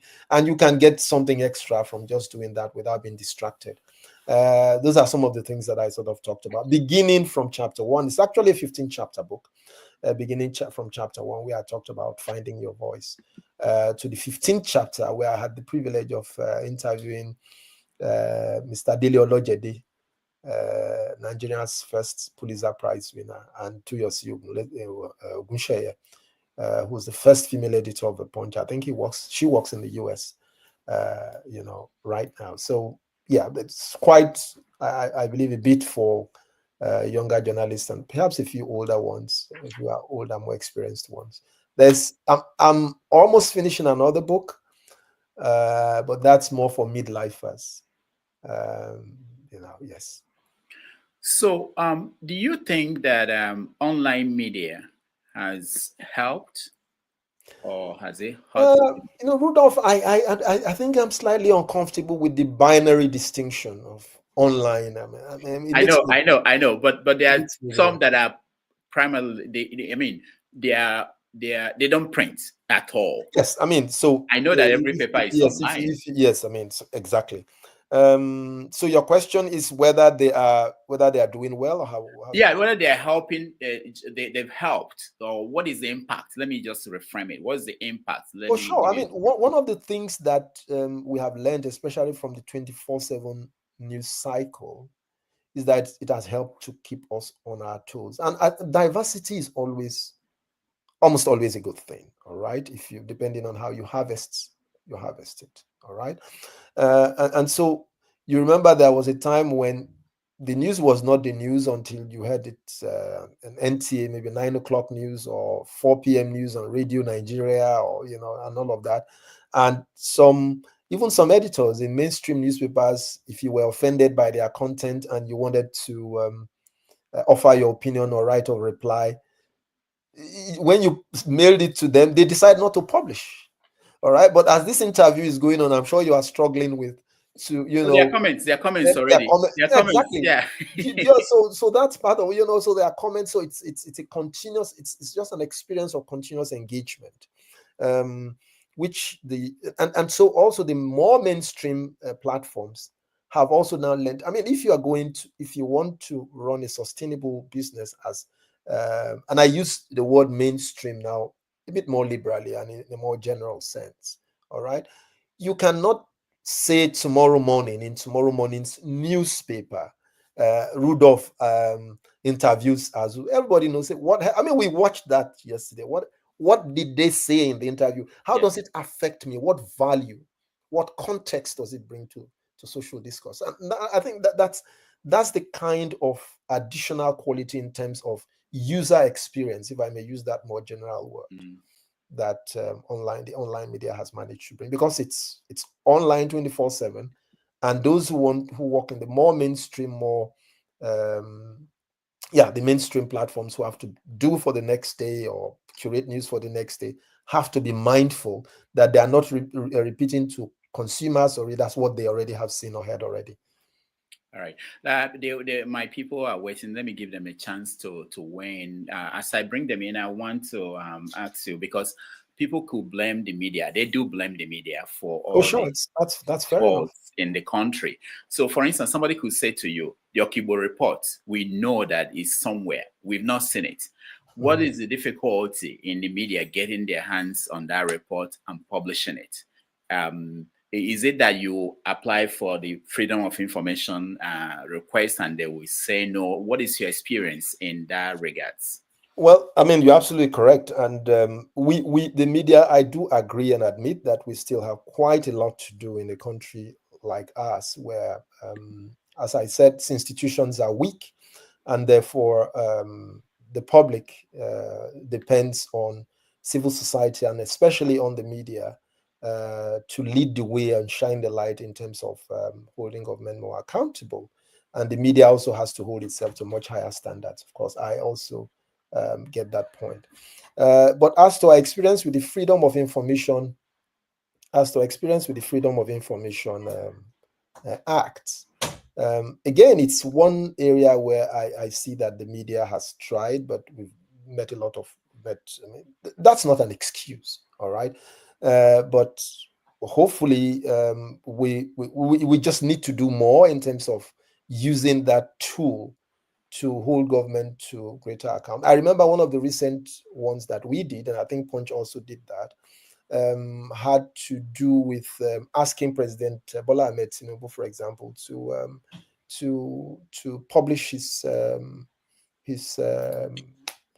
assets. Yes, his assets, and and then that question also came up again at the interview in December, and he said, well, it's something he's because we also had gone to the Code of Conduct Bureau to demand using the Freedom of Information Act, but they stonewalled and said, look, they are not going to do anything about it except they have an express permission by the officers, public officers affected to do so.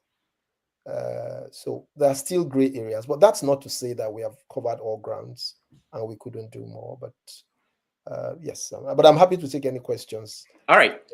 Thank you so much. Quickly, because our guest he has to leave. So let me go. If you're in the studio and you want to turn on your camera, we won't bring you in without your camera on. Chim, you are first. Go ahead. Thank you, Rudolph, and pleased to make your acquaintance, Mr. Ishiekwene. Thank you, sir. Yes, so my question is around the current president, and it's my question is informed based on a comment you made a while ago, where you were trying to show the humane nature of our leaders. I mean, I wasn't born in 1960, so I can't speak to the personalities of the 1960 actors. I barely knew General Gowon as head of state. I only started knowing him when he was out of office. So I don't know what kind of personality he brought to the office. But the first person I began to see his personality in office was then General Obasanjo in just twilight of 1978 before he handed over to Shagari. But all of this period, most of the military men we have had as president and this particular civilian president dominate their environments. Irrespective of the fact that Mr. Alhaji Tinubu is not an ex-military officer, he dominates his environment. We can see that from his time as governor of Lagos State. And even when he was not in office and he was the godfather of the politics in Lagos and so-called national leader of the APC, which doesn't exist anymore. So my question is this. When he was governor, he tried to do something and hit a brick wall with the then president, Olusegun Obasanjo. He tried to create local governments, which the constitution, by the way, I think really does permit the states to do, but it's just that nobody has really tested it. And we saw how Obasanjo stood his ground and stifled Lagos funding. Now, we also seen how he has led the state when he was governor and managed affairs. As close as you are to him, my question is this. Have you been able to tell him or ask him to say, remember the so-called struggles you fought for as a Democrat when you were not president? You fought against a dictatorship. Today, people can no longer protest or air their views without being suppressed. It's happening in the country. And then, of course, we're seeing what happened in the State Assembly, Lagos State Assembly, and then vis-a-vis what is happening in Rivers State. Would you say, based on what you just told us now, that Tinubu, the picture you created, that's a personal view. When it comes to office, would you say he's leading by example? He suffered certain things as a so-called Democrat, but now that he's in the saddle, he seems to be doing practically the same thing the military men did. That's my view and the view a lot of people when you look from afar. As close as you are to him, are you able to whisper to him to say, sir, don't forget where you're coming from. Remember, you were a Democrat. Remember, you went on the streets. You remember you fought against and struggled against President Obasanjo's withholding of state funds. Don't do that to Rivers State.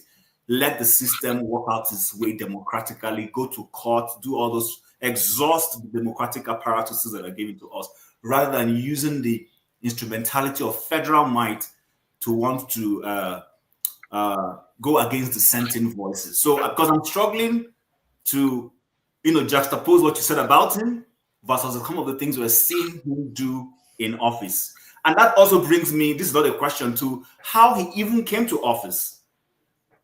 Grab it, snatch it, run with it. Speak to this, please. Thank you very much, Chim. Pleased to meet you. You are not as it's not as young as you try to make it look. I mean, the sentiments you have shared are quite profound.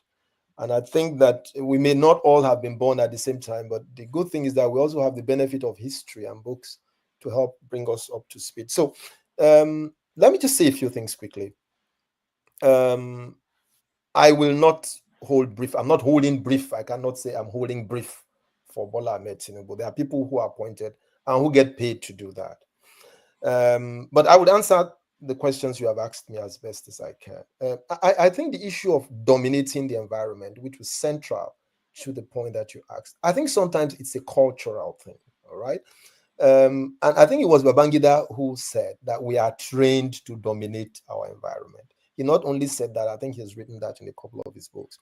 But I think that sentiment is also sometimes a cultural thing. You know, we from the part of the world that where we come from, we tend to revert to, you know, to sometimes, you know, we really, you know, when people in authority, we sometimes, if you like, pardon my use of the word, worship people in authority. So sometimes it's a cultural thing, all right, which thankfully the younger generation are not, you know, the younger generation, especially the millennials and Gen Zs, they will have none of that, okay, which is good. So we have a younger generation that will, and we saw that in the NSAS protest and all of that, a younger generation that is anxious to demand accountability. It's one of the strongest values of the younger generation. I think it's a good thing, and we should keep it up. But regarding the specific cases you mentioned about whether one whispers to, I just mentioned that one of the questions asked at the last interview, which I had, I do not have private meetings with him, personal meetings.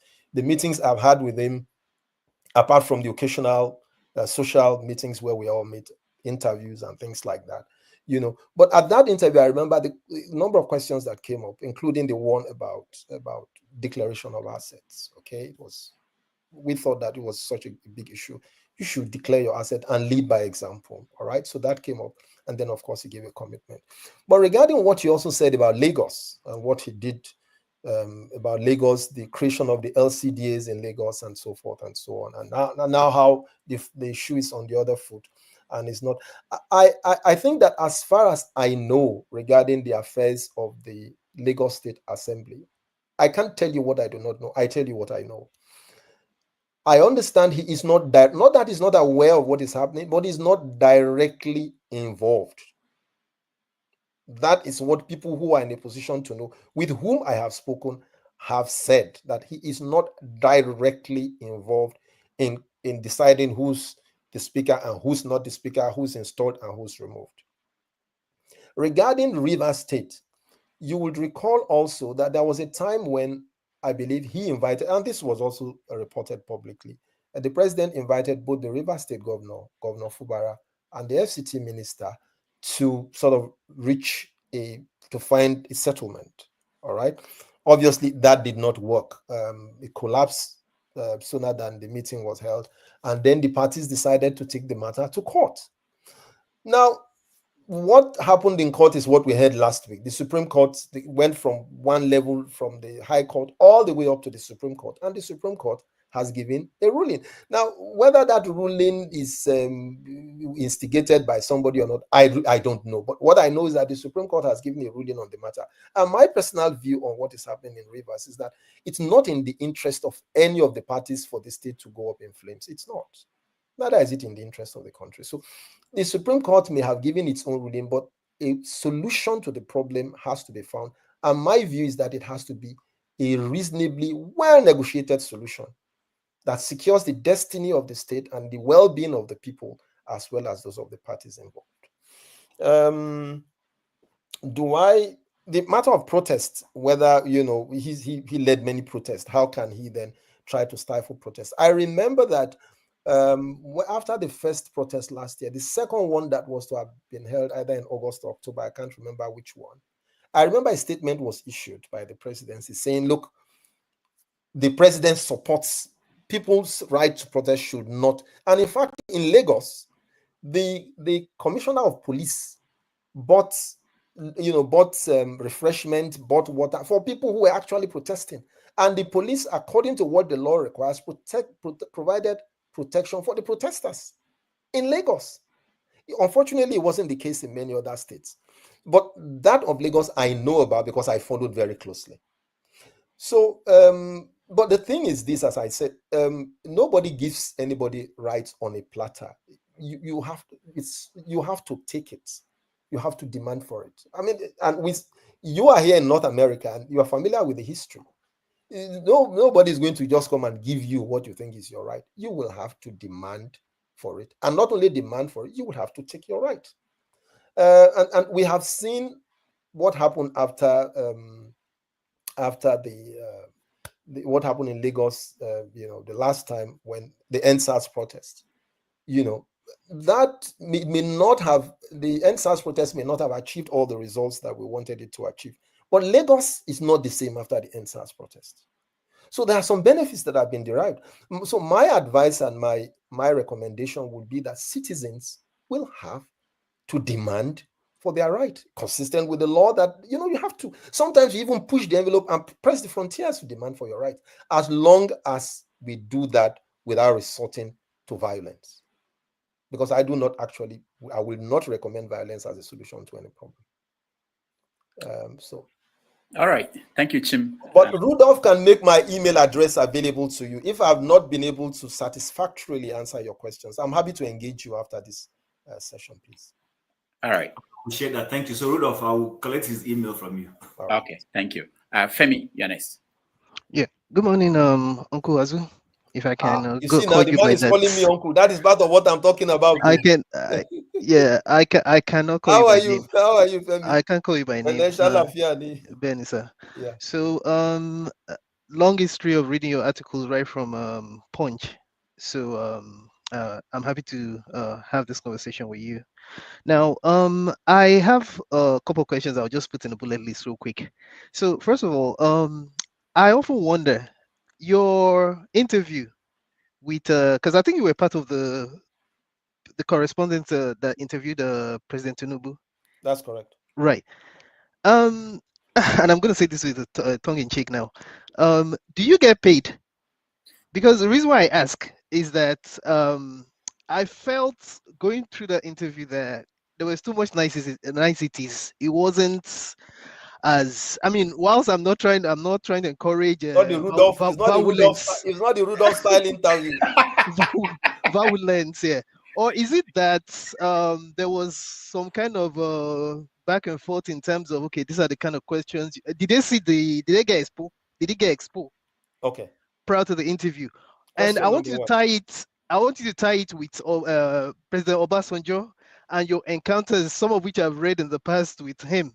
And how come you were able to avoid being beaten more than once, especially during his famous presidential chats? And also, why is it that we don't have this consistent engagement with, meaning the various presidents that have come after him with the press? And then the other question I was going to ask you was regarding something that Chim had highlighted earlier.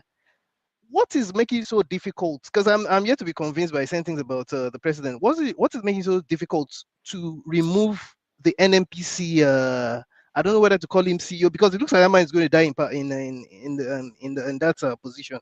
So I'll keep you there. Well, thank you very much, Femi. Your first question, sorry, I should have been writing. Your first question was about what was that first question again? If journalists get paid. Yes, your first question about the interview we had, and about the you're too nice about the offensively reverential manner in which the interview was conducted. I'll tell you what happened. We expected to have a live interview, and our position, I'm talking now as a senior member of that panel, our position when we arrived before the interview was, and our understanding was that it was going to be a live interview. At least with a live interview, viewers get to see everything, and sometimes they also, as we have seen in one or two cases, presidential interviews in the past, they probably also get to ask questions. But the folks who organized the interview were not disposed to that. We wanted to have a live interview. We thought it was the best thing for the country and for the president and for ourselves and for our reputation, but they would not have a live interview. But what we did not do, I can tell you, we did not give the questions in advance. No, I will not go and attend. I have done this thing for a modest period of 37 going to 38 years. I won't go and interview somebody. When Rudolph told me about this, he just gave me a general sense of what the subject was going to be. I never asked him, what are the questions you are going to ask me? And I don't allow others to do that to me. If I'm going to show up an interview, I show up. If I'm going to ask questions, I'm not going to give you my question. I can give you an idea, which is fair. You know, generally, we are going to talk about the economy. We are going to talk about this. We are going to talk about, that's a fair thing. But to then write the questions and give you to approve, I will not. And we did not, I can assure you. Unfortunately, the interview was not live. It was recorded. It was broadcast after. But you know what I did? After that recorded interview, I wrote my version of what happened and I published it. Yeah. So if you decide, if you choose, for example, to edit the version that was broadcast, that's fine. You're not going to edit my own version. And it's there, including the things that were not included in the edited version that was published. I wrote, and to the credit of Mr. Bayo Onanuga, because there were some persons within that said, oh, no, but Onanuga said, no, you can't bring somebody at this level to an interview and say you shouldn't express his view after. You can't do that. So that's what it is. We are hoping that we would have interviews in future that will be live. There are no go. I mean that will be live, and that not only the panel interviewing the president, but others as well will have the opportunity. Perhaps also viewers like you, people from other parts of the world, will have the opportunity to also ask the president questions. So it wasn't there were no prior agreements or anything of the sort. We went there, but unfortunately, we expected a live interview. It wasn't a live interview, but I wrote a column reflecting the interview as honestly as it went, and it's out there for people to see. What was your second question? You asked two questions. Oh, yeah. Actually, I wanted you to juxtapose what you just said with how you were able to maneuver President Obasanjo from even beating you during his previous media chats. Because I just shared one with you. I mean, with due respect to President Obasanjo, I had more than one encounter with him. I'm not the only journalist anyway that has had that sort of encounter. Many journalists have had some, maybe some nice, not so nice, others nasty experiences with him. But that's just the man. That's who he is. President Obasanjo, I don't know whether you watched his edition of Hard Talk, where he asked, what's the name of this Hard Talk guy? He said, can you ask your prime minister? Can you ask your prime minister that question that you're asking me? So that's just the man. That's who he is. And then finally, the NMPC, is it GMD? Yes. Well, yeah. I think it's part of the president's prerogative. I have actually asked that question in one of my articles. I said, in fact, I'm quoting myself almost verbatim. I said, what is between the man and the president? Only God knows. And honestly, I don't know why he's still there and what he's doing. I don't know. And I've said so publicly that I think he's past his sell-by dates. But well, the president is his appointer. All right, Azu, there's one question from the comment before we go that you didn't answer. Somebody wanted to know that you didn't say whether you were paid. I heard that they kept journalists in a hotel for the purpose of that interview. Okay. So. I was not paid, and I don't know of any journalist who was paid. I stay in, I have a house in Lagos. All right. I have a house in Lagos where I've lived all my life. But I work in Abuja. The interview was held in Lagos, where the president was during his holiday. And then I told the organizers of the interview that I'd rather I stay on the mainland. All right, I stay on the mainland. And the interview was held on the island. And they said, for purpose of convenience, it's better for us to move from the island in the morning because of the traffic situation in Lagos. My default position was not to use. I have a small place that I'm comfortable staying, and wherever I stay, I can only sleep on one bed at a time. So my direct answer to that question was that there was no precondition, no monies given or received or offered. Okay. All right. IQ next. Good afternoon, good morning, Dr. Rudolph and Mr. Azubuike. Happy to see you in our platform. My name is Ike. My name is Ike Alamefle. I'm speaking from the Caribbean. Precisely, I'm speaking to you from the island of Bonaire. Oh. I was listening to your conversation with Dr. Rudolph. I was going off and on. But I don't know if I'm going to make a commentary before I ask my question. This is my personal opinion. I don't think you answered the question that Jim asked you. You were trying to play the card of journalist. I'm not a journalist. You are trying to paint a picture. You don't want to offend somebody, or you don't want to actually say what you think. But I would like you to remove your journalistic cap, and as a citizen of that country called Nigeria, the man in office you are trying to promote for me here in this platform, did he legitimately win the election of 2023? Forget about your journalistic cap. I didn't go to school, but I am a citizen of that country.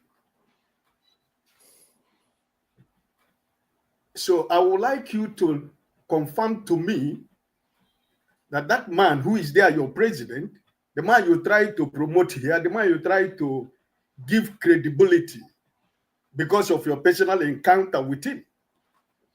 We are not talking about your personal encounter with somebody, but we're talking about a country called Nigeria with a population of 230 million people.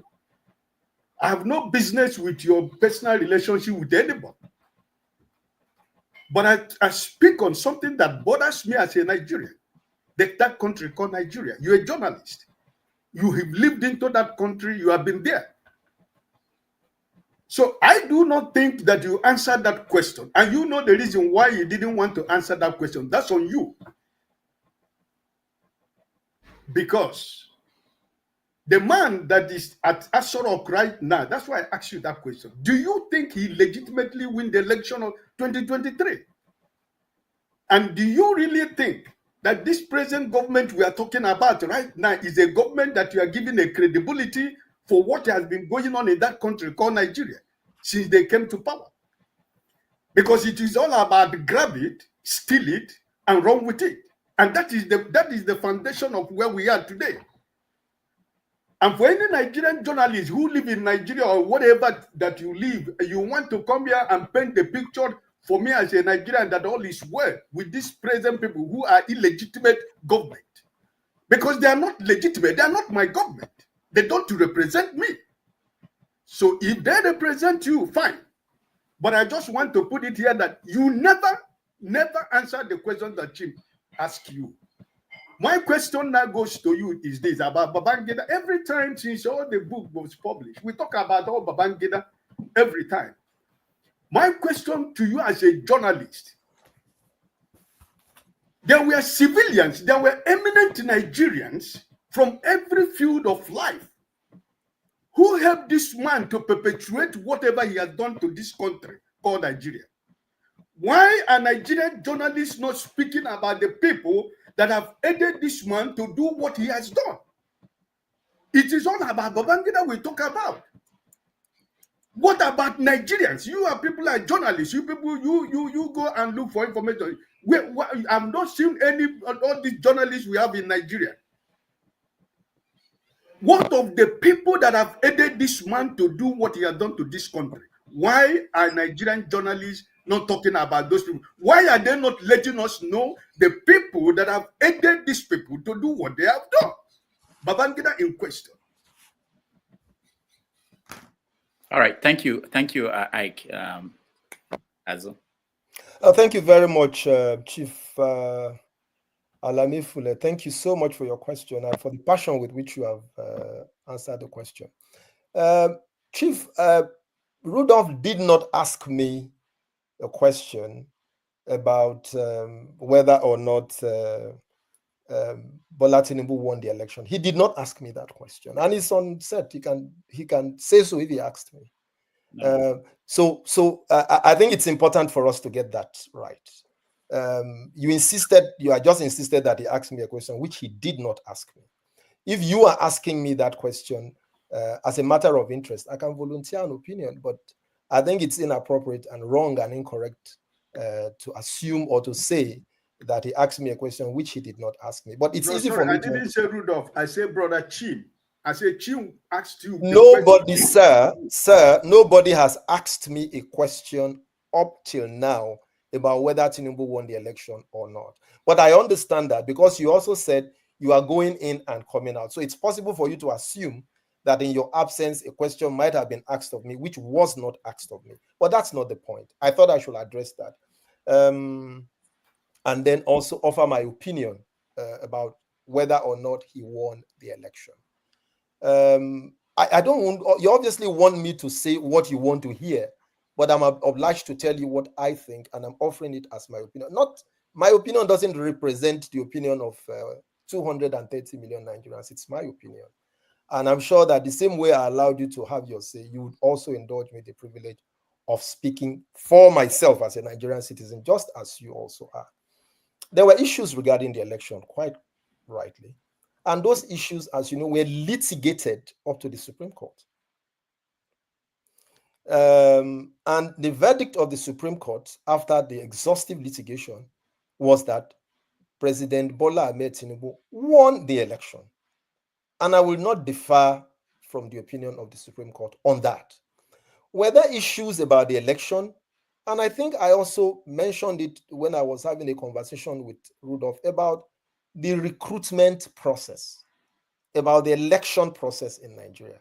The election process in Nigeria could be far better from what it is, so that in future we would have far less court litigated or judiciary pronounced leaders. We don't want that. We don't want Nigerians to go on elections, whether it's the election of a local government chairman or the election of a governor or the election of a president, only for the right of their right to vote to be taken off them and the verdict given by the courts. That's not what we voted for. That's not what Nigerians voted for. Nigerians want to be able to vote for a politician or people and have confidence that the process will give the outcome that they desire. Was I personally satisfied, fully satisfied with the outcome of the last election? No, I wasn't. I wasn't satisfied. And I'm not talking, I voted in all the elections, sir. I voted in all the elections. I was at the polling station, not as a journalist, but as a citizen carrying out my civic duty to my country. All right? So was I satisfied with the entire outcome of the election at all levels? No. I have written consistently and challenged INEC and challenged citizens to step up and see that we do more to improve the process, so that the outcome of elections will reflect more truly what we desire as citizens and as voters. But the last presidential election was litigated up to the Supreme Court. And I think it's futile. I mean, just ask, for me to, relitigate what matter that has been closed. That would be my answer to your question, sir, regarding the election of 2020, the last general election. Now, you also asked me a question. I don't know whether it was a comment you made about, I think you made a comment and then you asked a question about what I believe or what I think about the election, whether I believe that Tinubu won the election. Yes, he won the election. He did. And as I said, that matter was litigated exhaustively. Was I satisfied with the entire process? No. That would be my answer, sir. I asked about the Babangida issue. I talked. Oh, yes. Now, yes, thank you for reminding me of that. Now, the Babangida issue, you are absolutely correct, sir, that Babangida is one man, and perhaps we should also look at other characters and other people who are involved in that process.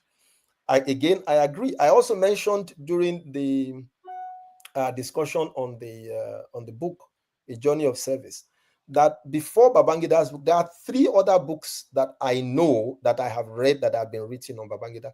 Interestingly, because you make this point, if you read Maxiloam's book, Soldiers of Fortune, what he said about David Mack, who was also one of the principal characters of that era, he said, and he has not been controverted, that David Mack said that if Abiola was declared president, that he would shoot him. It's in his book. It's in Siloam's book. So there are obviously, but the point about leadership, as you may agree with me, is that somebody will have to take responsibility. And obviously that was what Babangida did. And I think I also give him credit that for him to have come down to that, he even sat down and wrote a book that we are discussing. I think it's commendable. All right. But even if you read his book, you will find also that, and I mentioned the number of persons who were also actors in that period who don't agree with what he said. And I've also just mentioned another person, David Mack, who said and has been quoted as saying that if the winner of the election was declared, he would shoot him. He said so in Mark Siloam's book, Soldiers of Fortune. All right. So I do agree with you that not only the person who took responsibility should be held accountable, not only for that season, but everybody who played a significant role in bringing the country to the position we find it should actually be held accountable. And do I think the press is doing enough? No, sir. I think the press can and should do. And that's the purpose of this conversation that we're having. That the press, and I agree with you completely, that the press, civil society ought to do a lot more to hold citizens, to hold people elected to public office accountable to the pledge that they took to serve. I thank you very much, sir. All right, thank you, Ike. One more question, and then I'll let you give us a final thought. I know you've spent more time than we agreed, and I know that you have. So this our friend Mazi Ovie is regular on our platform, so I want to give him the chance to talk to you. Ovie, go ahead. Thank you, Doctor. Good afternoon, Mr. Azu. I hope I am not been too familiar, but I think that's what you are probably within the media industry. No problem. I mean, I find your name quite interesting, Mazi and Ovie. There, but maybe that's outside this forum. When I see Mazi and Ovie, there's one is southeast, the other one is south. So, but it's okay. Well, I am surprised that as a journalist, you are interpreting the name like that. You are supposed to be at the forefront of promoting one Nigeria, but it's okay. I understand. This is where we are as a people. Please forgive me, Mazi. It is not me. I almost would have called you Olorogun Ovie, but it's okay. Either way, you are not wrong. But in a nutshell, I'm a typical definition of what Nigeria should be. So my question is, I am surprised to say the least that I did not see you in this current administration. Not because I see you as somebody who is who is fond of the president, but it's the other way around. The president seems to be very fond of you. I mean, going by your last birthday celebration, which happened to be on February 20th, the president actually took his time out and to recognize your work and what you have been doing in the industry. So my question is that, are we going to see you in the next administration? No, you're not going to see okay. No, sorry, before you finish. I manage a corner shop in Abuja. There's a corner shop called Leadership where I walk out from, and I'm just happy walking out of my corner shop. It was actually on the 19th, my birthday was, and yes, you are correct. The president wrote, and I'm grateful for that.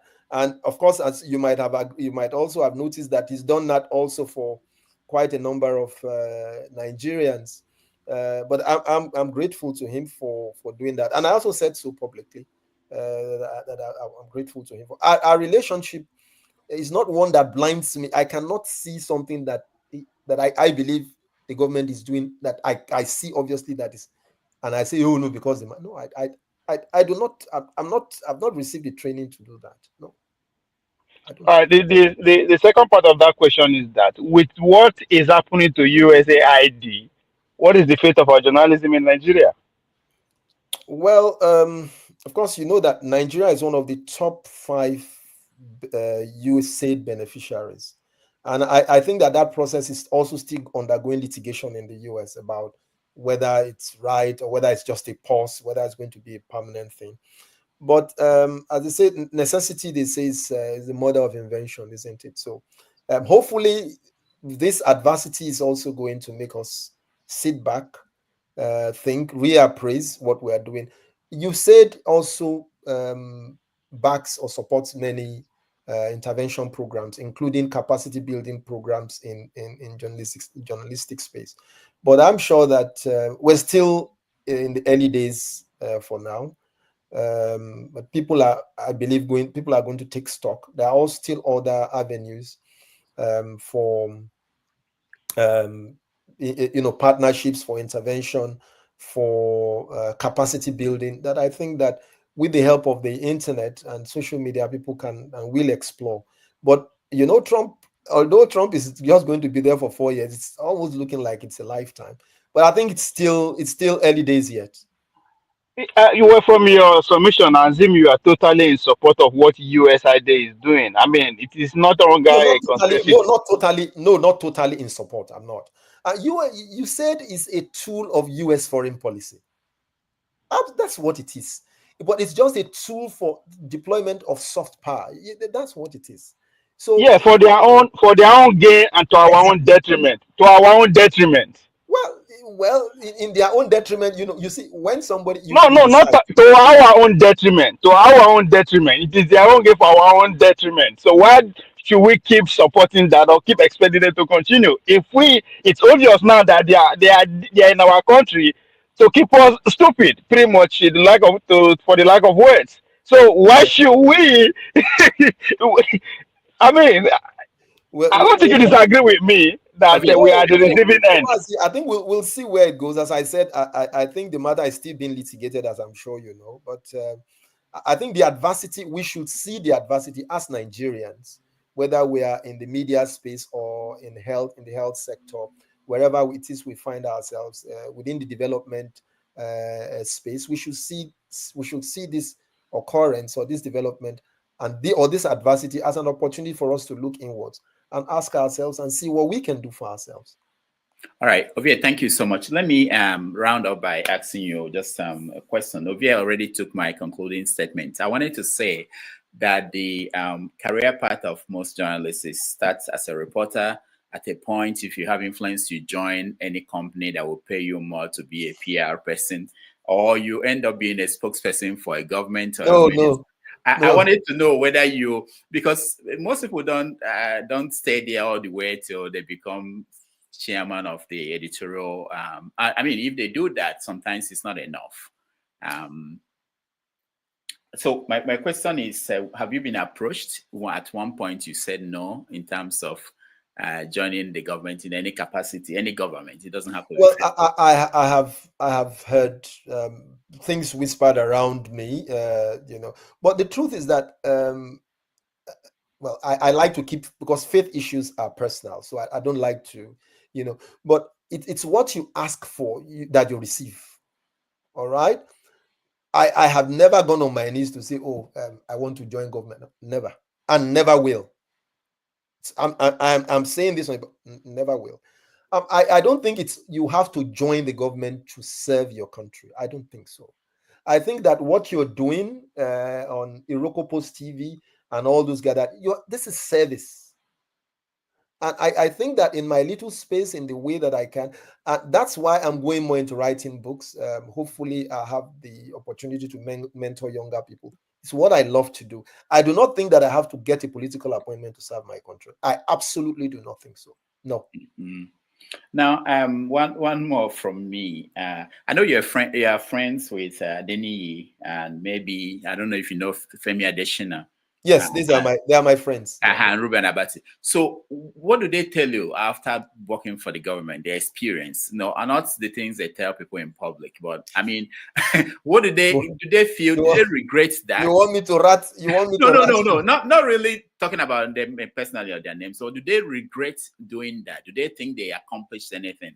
I think it's the worst job in this world, but I don't know. What do you think? Well, Rudolph, I don't know whether it's the worst job because I haven't experienced it, so I really don't know whether it's the worst job. But I think public service in Nigeria is something, my brother. I tell you, public.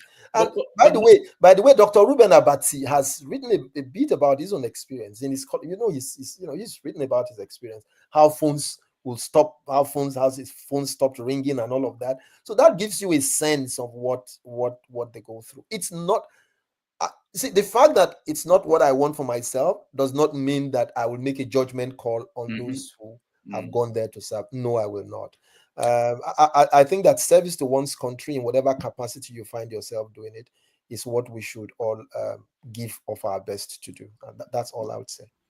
Doctor, one last question. Okay, hold on. That's why we don't keep you in the studio.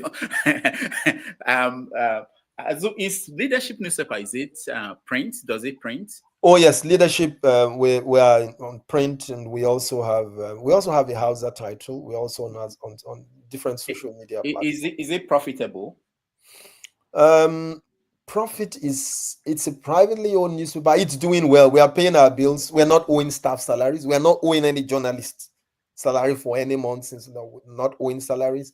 We're paying our bills, meeting our obligations, and I think that we're just doing the best we can in spite of the challenges to make it more rewarding and profitable, not just only for the owners but also to give staff members much better experience and a better deal.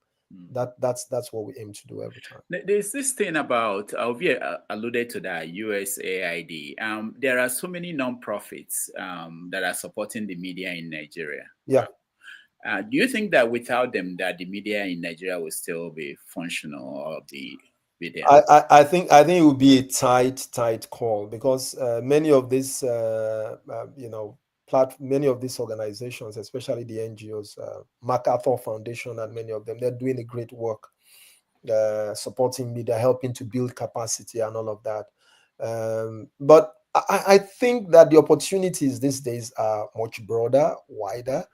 And I think the reason why you say it is going through this difficult part is that the leaders of the country, and I'm talking, of course, of the US at this time, are saying that, well, even though it's a tool for soft power diplomacy, there's also a lot that you say it needs to account for. I think it's basically a problem of accountability. That's what is happening to USAID. I think it's a huge lesson that we all must learn. And I hope that others also supporting the media and supporting development work in other countries must learn that one day they will also be held to account. It's impossible. It's important. All right. I saw one of our moderators, forefathers, because he has to go. He has to go. No, it's not even a question. It's not a question. Where they were accusing him of collecting money before interviewing the president. I'm just want to say, what are the guidelines to ask questions? I know when you are in front of a president, there are guidelines. What are the guidelines like? What you can ask, how to ask your question and all that. What is it like interviewing the president in that regard? Well, usually you some broad areas of intervention. I mean, before I came on this program, it's similarly this sort of experience I had with Rudolph, right? So there'll be questions on politics, on the economy, on this and that. Those are broadly the sort of things that you agree. They did not demand us to submit questions in advance, and we did not. And even if they had demanded, and if anyone would demand, I will not submit my questions in advance to anybody to interview. All right, final person, forefathers, quickly. He has to go. Just go. Yeah, and greetings, Dr. Damage. Thank you for having me, and greetings to all the panelists, and special greetings to the guest, Azubuike Ishiekwene. I appreciate you coming in. Everything you've been saying, I did agree with quite a lot of them. The only area that was of concern to me was, I did hear you say something about worrying about the people in the middle when talking about the Lagos politics and how the politicians, because of their politicking, forget the people. But you supported some of the actions of the current president regarding fuel subsidies. I don't know what you think about what happened with the floating of the currency too. What you feel about that? Because based on looking at the actions that were taken, the damage that was done to the economy based on those actions were quite significant. Nigeria's economy should be heading towards $700 billion GDP by now if that action hadn't been taken.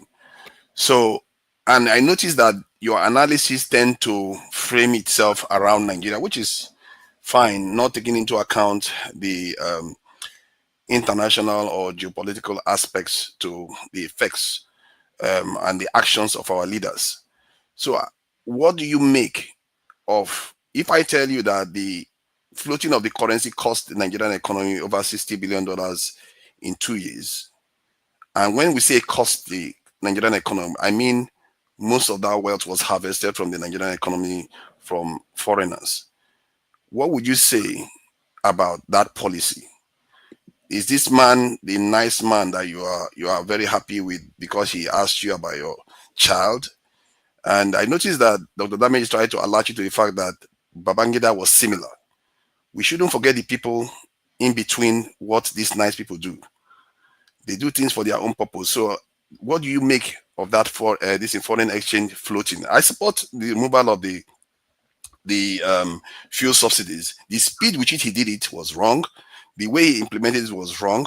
But the question of whether we should keep the subsidy or remove it, I don't have any issue with that. So what do you make of his policy generally, from economic policy especially? Thank you. I can hear the bell ringing in the background. Forefathers, thank you very much. And I'm happy also to engage after this, as I said to Chim, I think it was early on. I think that, you see, there are no easy choices in economic matters, as I'm sure that you know, no easy choices at all.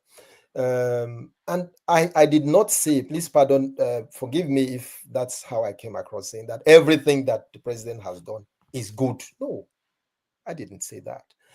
I said that difficult decisions that had accrued over the years that have now been taken would have consequences, and also includes not only the decision on petrol subsidy, but as you have correctly said, the one on currency. As of the time the president tried to merge those currencies, there were at least 4 or 5 different rates. There were 4 or 5 different rates. I know of a situation that existed in Nigeria where a central bank governor could call you forefathers in the morning and tell you that before tomorrow morning he was going to make you a billionaire, and it happened. It was just basically arbitrage. It was basically arbitrage. So, and you see, the relationship between petrol, which you mentioned, and the exchange rate is that they are inextricably linked. You can't touch one and leave the other. You know, but we will see, by God's grace, I'm sure that by you know, we'll see in the fullness of time whether these are decisions. Was how the decisions was taken? Was it right? Could it have been sequenced? Could it have been done slowly? Could it have been better thought of? Well, these are all matters that have been asked, and in fact, these were matters that came up in the last debate. But it obviously is that there's no good time to take a right decision. You have to do what you have to do, and then find a way of managing the consequences. Sorry. Can I just a minute, forefathers. The consequences have been very severe for all of us. Very, very. I do not work for government. Never have worked for government. Never. I have never worked for government one day of my life. Never worked with it. I agree with you on that, and I think you actually are speaking from your own mind, not because somebody's influencing you. Exactly. I've never worked for government. Never worked for government. So, but what I wanted to highlight was when you say the central bank governor can make somebody rich. Yes, that was costing the Nigerian economy a lot of money. However, taking this action that has happened, when we talk about arbitrage and round tripping, this is the ultimate one where foreigners are the one reaping the wealth out of the Nigerian space. And that is the area I think you are not looking at what is going on. You see, part of what I'm sorry for that. I love the level of the discussion and it's something I'm ready to engage. You see, you also cannot, you are ultimately a function of what you produce. You see, you can't get more than your ability to produce. You can't. So we need to sit back and ask ourselves, what exactly, apart from oil, what exactly is Nigeria producing on the basis of which it can have a currency that can compete? What are we producing? Yeah, that's why you should hold them accountable. Okay, about the oil area you were referring to, let's not forget the person that is responsible for why Nigeria is even having a semblance of stability right now is Dangote Refinery. And that was something that the previous government did. And if not Dangote coming in to reduce the demand for the dollar, the Nigerian currency will be floating in one direction right now. I appreciate the fact that he is doing something regarding ensuring that Nigeria oil production is increasing. But the move to do that already commenced with Tompolo and all the stuff that was laid on the ground. The policies that this government have pursued, specifically themselves, that they originated from, I don't know which one has really benefited Nigeria. I'm just this is saying it so that we truly understand what is going on here. When we praise him, I like these tuition fees. I don't know whether it's transformational stuff. I like the Lagos Calabar road. I don't know how transformational it is. But to be fair, the only thing I will give him credit for is that at least he didn't sabotage Dangote for completely. But the Nigerian economy, where it is right now, below 500 billion GDP, it didn't need to happen. He knew Dangote was coming on stream when he floated the currency. Dangote was coming to reduce the demand for the dollar. But he went, even before he appointed his central bank governor, and floated the currency. Who does that to their nation? If you love your people so much, why would you do something like that? But that is just my own analysis from what I've seen. And doing my analysis, it has cost us over $60 billion in 2 years. What other thing will cost us that much money? Arbitrage. Arbitrage was costing us about $17-18 billion a year. Subsidy was costing us similar. He's already removed subsidy. In other words, he had money in his pocket, but yet he went and floated the currency that cost us $60 billion. Why? You should be asking yourself this critical question. Why do they do these things that they do? It doesn't make sense. It's not economic. He did it even before he got his CBN head in office. That is the kind of question I would like our people, our elders, to be asking these leaders. I don't know why we don't see it. But all right, thank you, forefathers. So you can answer him and then your final comments. We really appreciate you joining us today. Well, again, I'd like to thank forefathers and everyone who has been a part of this conversation, both those who have spoken and those who obviously have sent in their comments. I think it's a measure of the passion that we all have for our country, that we are also fiercely and deeply engaged in this conversation. I see nothing personal in the conversations that we have had. So I would say to my good brother and friend forefathers and other brothers and sisters who are on this call, that we should continue having this call. I'm open. Please share my email address and contacts with others. I do not have all the answers to all your questions, and we continue to reflect on these things and share thoughts about what we can do both individually and collectively to make our country a much better place. I'd like to thank you once again, Rudolph, for having me on this program.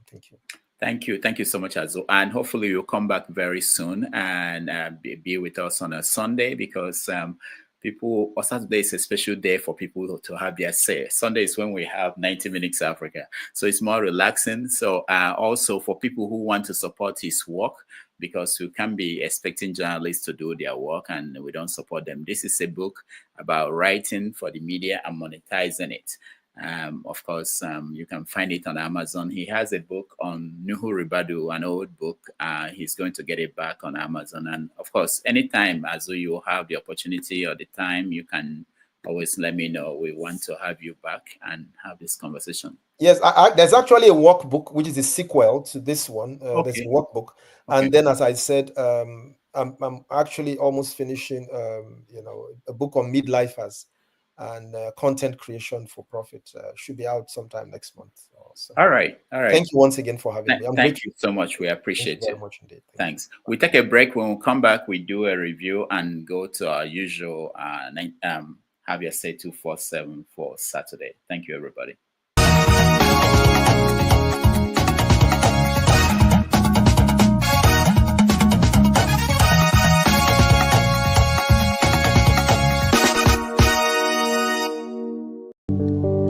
Okudelio,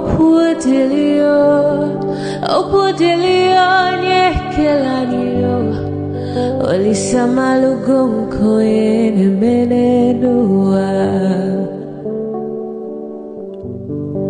Okudelio, nyekelanio, chukuna malugo yobia diocha. Agaranya chogo kowe bili, agaranya chogo kowe rienio. Owe chuku bezie chuku. Nuche chukwa busigi fegemeo, nuche chukwa busia ifegemeo. Ni fosolo ne asi alibazie.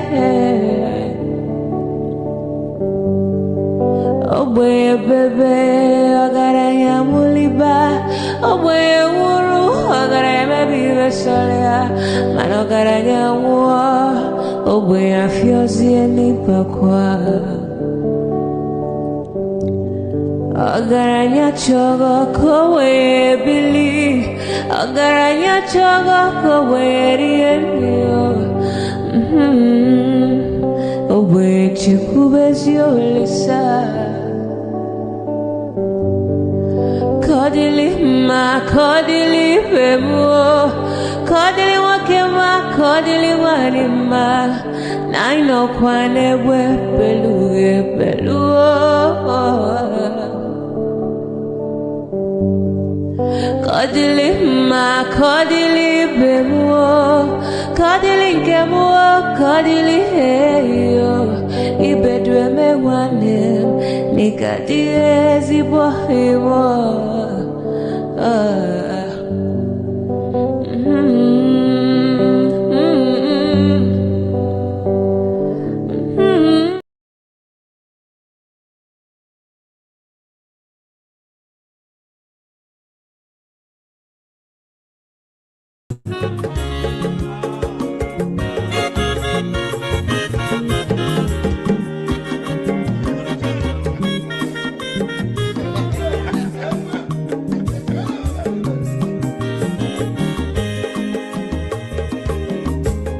Wenye mazolo bio, akwa mazolo bio. Max, ibya bunye lo kwanumo no fube nazo olaga ni biazigo. Mama olaga do ni biazigo. Akwa mwilo jio bikora puzo kona bazia. When your master because Abama water the sorry. If you want to go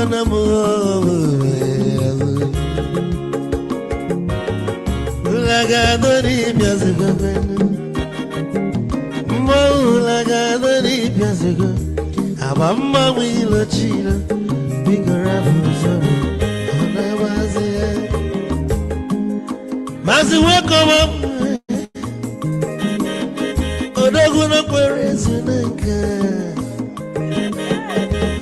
onyoma niga dele mo mazi ni mazi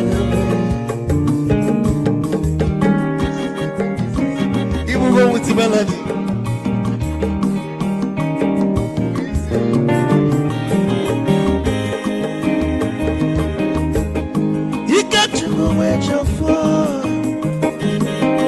Odogu na chala noka nigga delemo. Olagado ni bezigo. Olagado ni bezigo. Mama wilo chilo. Bigora buzo. Anabazi. Say. Onyamazoro. Mama wazoro. Sorry. Ibyamunyano kwa namo. Ofube. Naro.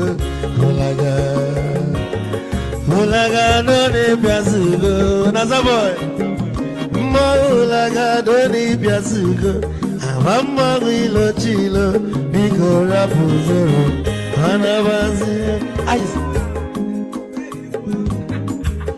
Odogu kenero bikechoko, ama kwa mnika gogogia. Oligwe kwelo. Get your mother, hey, you want?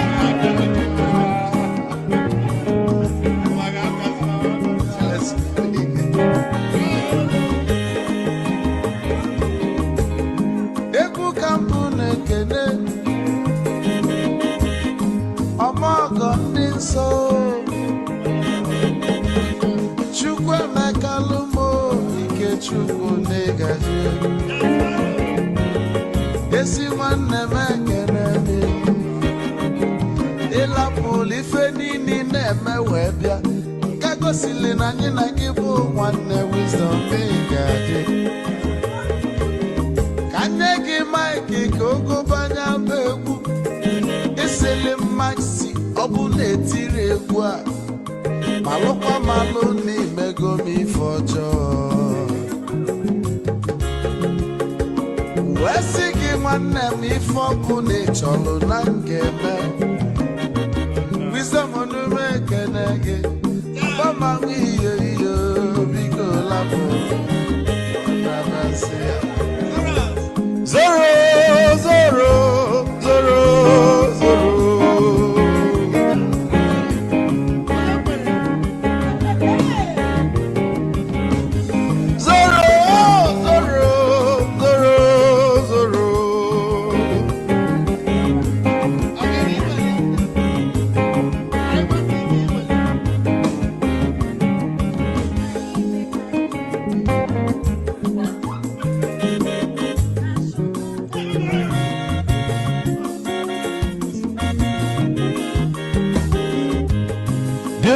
Joy na bugwa osa Sokoto Ujembe mwilo Anu solo mwe manofya nara Onye nwuro zurike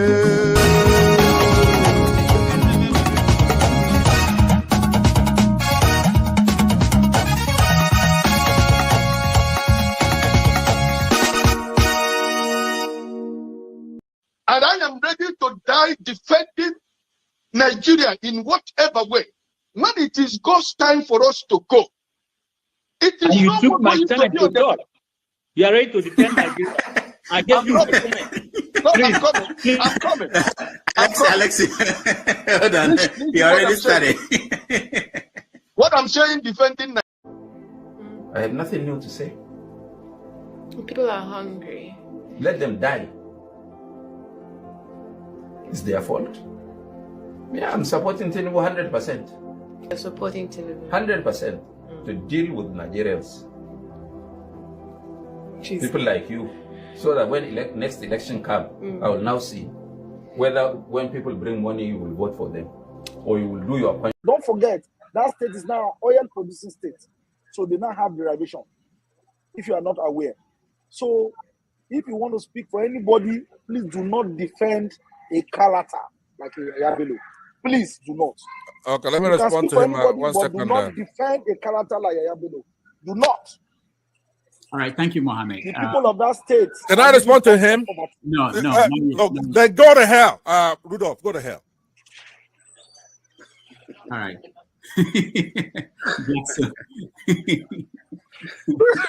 Rudolph, I've never seen this part of him before. My God.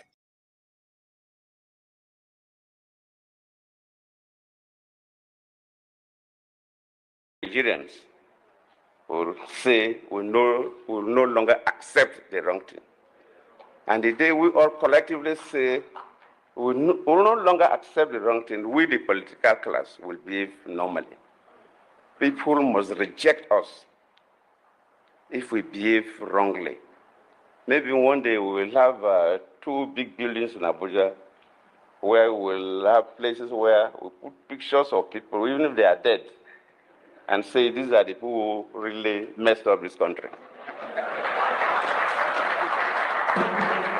So that their grandchildren will come and know that their grandfather. Categorical grade 1 criminal. The only person more criminal than Tinubu in Nigeria is probably Babangida.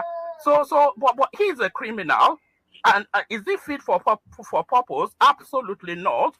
Should Tinubu be the president of Nigeria? Categorical no. Is there a better option than him? That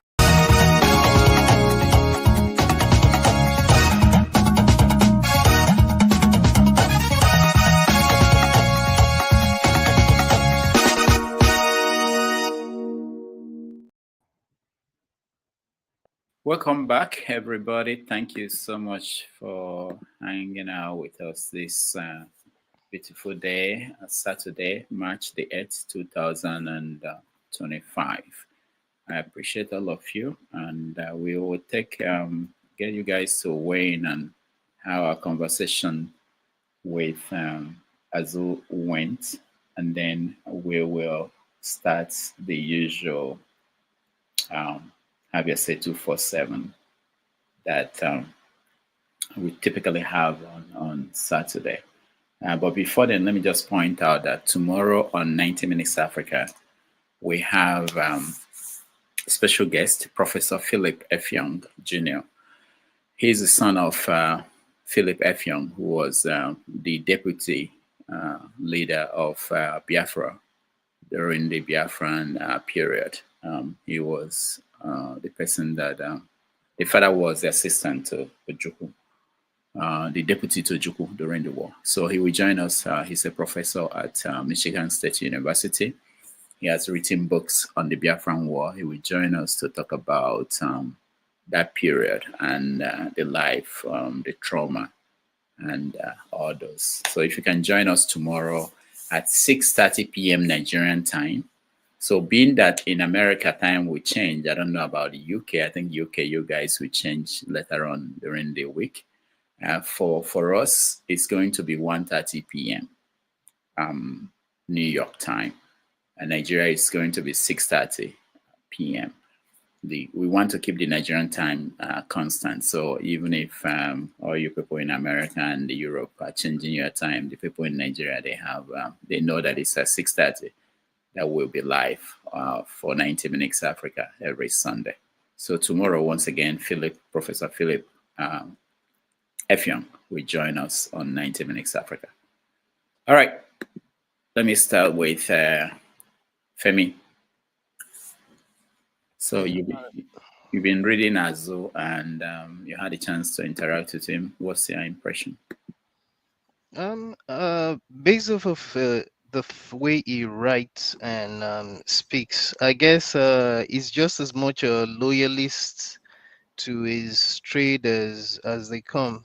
The part where I kind of have some kind of like mixed reaction to him, which is not unusual, is where he talks about the president and his policies, and and that's to be expected when you consider the fact that they seem to have a long history of knowing each other.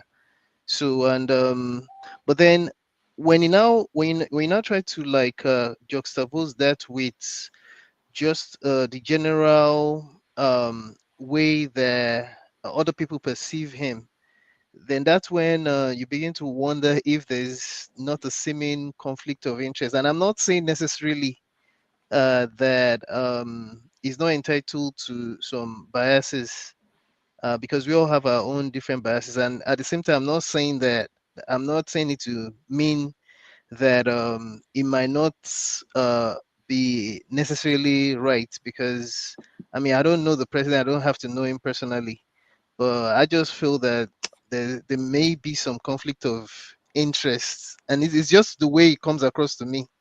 Again, I'm not saying that it's necessarily wrong.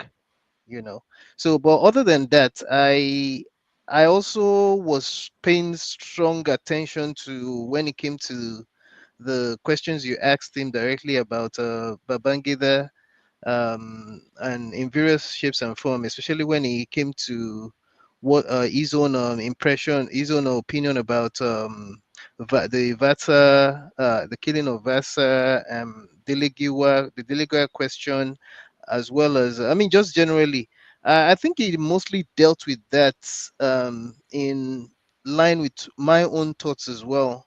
Whether I was old enough to know what was going on versus just reading the opinions of various people, those who knew Babangida personally versus those who just associated with him, or who were just politically, if you will, for lack of another word, who were just aware of what was going on in the country to a very high level. I think it dealt with that in a way that I align with. But overall, I would say it left as much opening for those that really want to question him, to question him even more deeply. And I'm just glad he comes across again, based off of what I've read in terms of his articles from way back when, as someone who is ready to engage, is not ready to run away.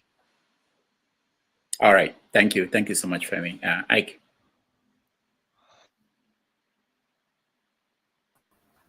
Good afternoon again, Dr. Damages. Thank you for thank you for all you do, and thank you for the guests you bring for us every time. God bless you. I would like to go to the line of Femi, but like Femi said, each and every one of us, we have our biases. But I have to be honest with you. When I'm discussing Nigeria, I do not have my biases because that's my country. I just say what I think that I feel. I know somebody else will feel something else, right? I think that he's a journalist. I respect his profession based on what they go through in Nigeria as journalists and some other countries where journalists, they go through a lot.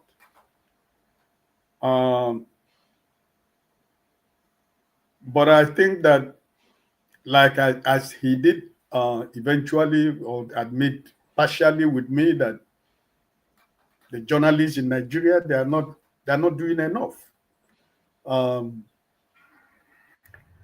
Maybe the way I looked at it, because he lives in Nigeria, probably some of his diplomatic answers is based on security of his life, his job, and his family as a journalist who operates in Nigeria. So I'm not gonna prosecute him for that, because most of us would not want to go back to Nigeria, So for people who live there, I doff my cap, and I have a lot of respect for them to be courageous enough to face the everyday life in Nigeria. So I can understand that. But my worry was the idea when he was trying to promote Tinubu here, based on, like Femi said, based on his personal encounter with him many years ago. It has got nothing to do with me. My question was not based on his personal relationship. It was based on the country called Nigeria. So I think that I'm not saying that people should not have friends. I'm not saying that it's not a privilege for you to have somebody who is somebody that is in a better position in a society. You come to know him or her. That's not what I'm saying, because each and every one of us, we have friends who belong in one caliber of society or the other. So I'm not taking that away from him. It's a privilege for him to have known him. So that's not my point. So but generally, he spoke as a journalist, and he spoke as somebody who is in the system. He spoke as somebody who has ideas of what are the questions that Dr. Damages was asking him. So I have nothing really to say more than this, but why I went where I went was because I was thinking it was just gaslighting. You know, that's my own personal opinion. And that does not take away my respect for him. And I think that he deserves my respect because when you see somebody who God has placed somewhere, you should be able to respect and accommodate that person because it's not easy for somebody to get to a certain stage in life. So aside that, I enjoyed the conversation. I learned one or two things, and we keep going. Thank you. All right. Thank you, Ike. Forefathers. Well, first of all, Dr. Dameji, sorry. I have this is iced tea.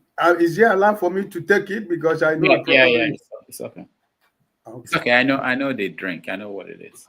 Okay, thank you. It won't get into your it won't have impact.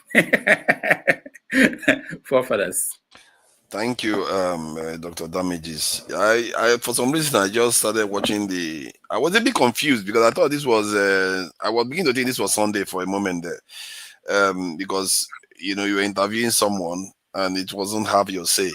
So, but after listening to him, I noticed when he was talking about Tinubu and how Tinubu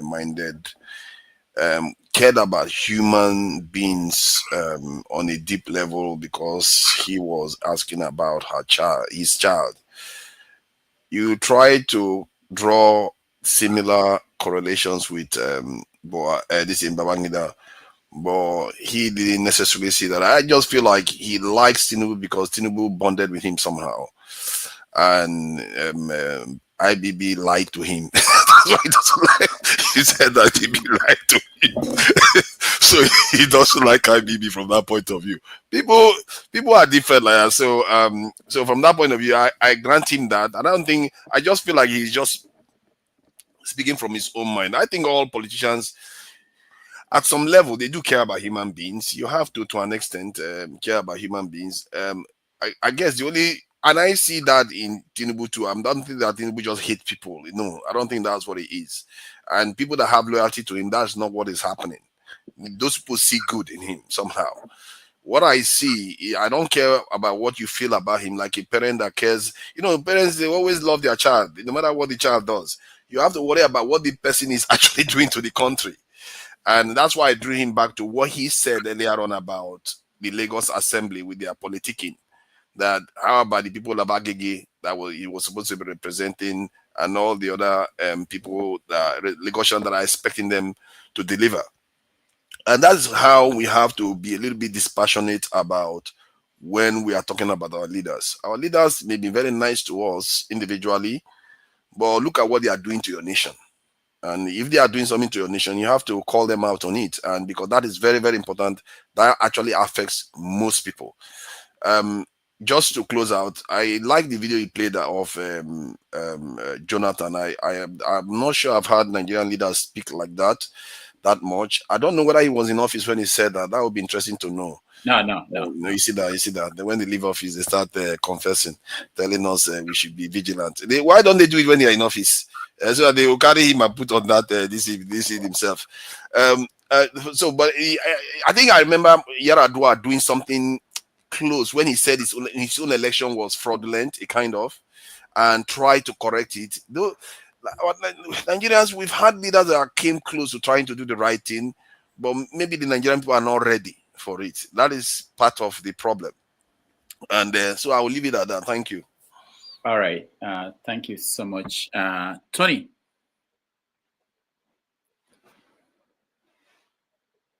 Okay. Greetings, everybody. I was listening to the conversation at the background, and let me thank you, Dr. Damages, for bringing in Mr. Azubuike Ishiekwene. I don't know him personally, but I've been reading some of his write-ups. I think there is on Tinubu. I think Ike and the forefathers somewhat put him on on the spot. And I think he was speaking of Tinubu as someone whom he personally knows, not as maybe not as a politician and head of state, and so I won't fault him for what he had said of his knowledge, observing Tinubu from close quarters. I don't think he was speaking as a politician or as a party member. I have observed Tinubu too from very close quarters. I have had the privilege to, I said it here on the platform, of working for him as a contractor, not as a member of the party. And I actually would agree with some of the things he said about Tinubu, if one-on-one as a person. But that's a different thing when we're talking about Tinubu as the president, of the country. So we have to separate that. But I think on the whole, quite a lot to learn. I also take note of what you said about IBB. Yes, IBB's hands are bloody, and he hasn't really changed even at his old age. One would think that now that he's in the twilight of his life, he would maybe stop his Maradonic style of presenting facts and so on and so forth. So on the whole, I think it was good. I learned quite a number of things from what he said, and the questions too were very pungent, and I think that they were well interrogated. Let me stop there. All right, thank you so much. I didn't hear anybody mention that he said that at Leadership newspaper, they pay entry-level journalists 70,000, 80,000. Think about it. That it doesn't mean they are paying for your transportation. They are not paying, and this is Abuja-based newspaper. How do they live on that? How will they be able to get you the news you want them to get you? I always try to make sure we understand sometimes our expectations of people that we are counting on to play the role of the fourth estate. Very important role in any democracy. When those people cannot, I'm talking about this is, he mentioned that they pay, they don't owe. It tells you that a lot of newspapers owe, a lot of media organizations don't even pay you that small money. And you end up finding out that most people who may be reporters are doing other things to support themselves. And these are the people you expect to basically go and take bullets for you, for the profession. Go and knock on doors where there will be, somebody will slam the door on them to go and insist that they will get information. These are the people you expect that if they are threatened, they will go back and insist. So anyway, I just wanted to point that out. For me, that was But the damage is on one level, though. Would that not be a motivation to, win a big story so that you rise up the rank and earn more money? Like a soldier or any organization where you want to rise up and start earning more money as a bigger journalist. Is that not the motivation? Oh yeah, that's true. That's the motivation, but not most of the time. It's not by winning a big story, because for you to get to a big story, you don't have the tools. One of the tools is something he mentioned. We talked about, people always tell me about Freedom of Information Act. That means that in this country, if I go to the office of the mayor of New York City and say, I want to know how much the chief of police is earning, they will provide it to me. They are required to do that. In Nigeria, it's not that way. So that's one of the tools you can use to get the information you need. You can't get it that way. How do you get it? you have the other means to be able to get that? You don't. If you're making 70,000 naira every month, you don't. It may require you going to somewhere 4 times, 5 times to get someone to agree to talk to you. When you calculate 70,000 over 1 month, how much transportation money do you have to be able to? So you find out.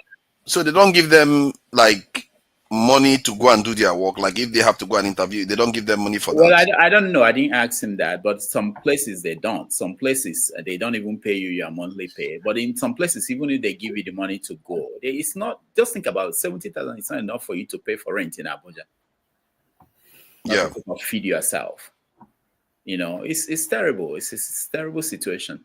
And when I pointed out the issue of non-profit organizations supporting the media, if they stop, the third world countries, most of their media houses will collapse because they are not. I didn't want to put him on the spotlight and say, how many copies do you print?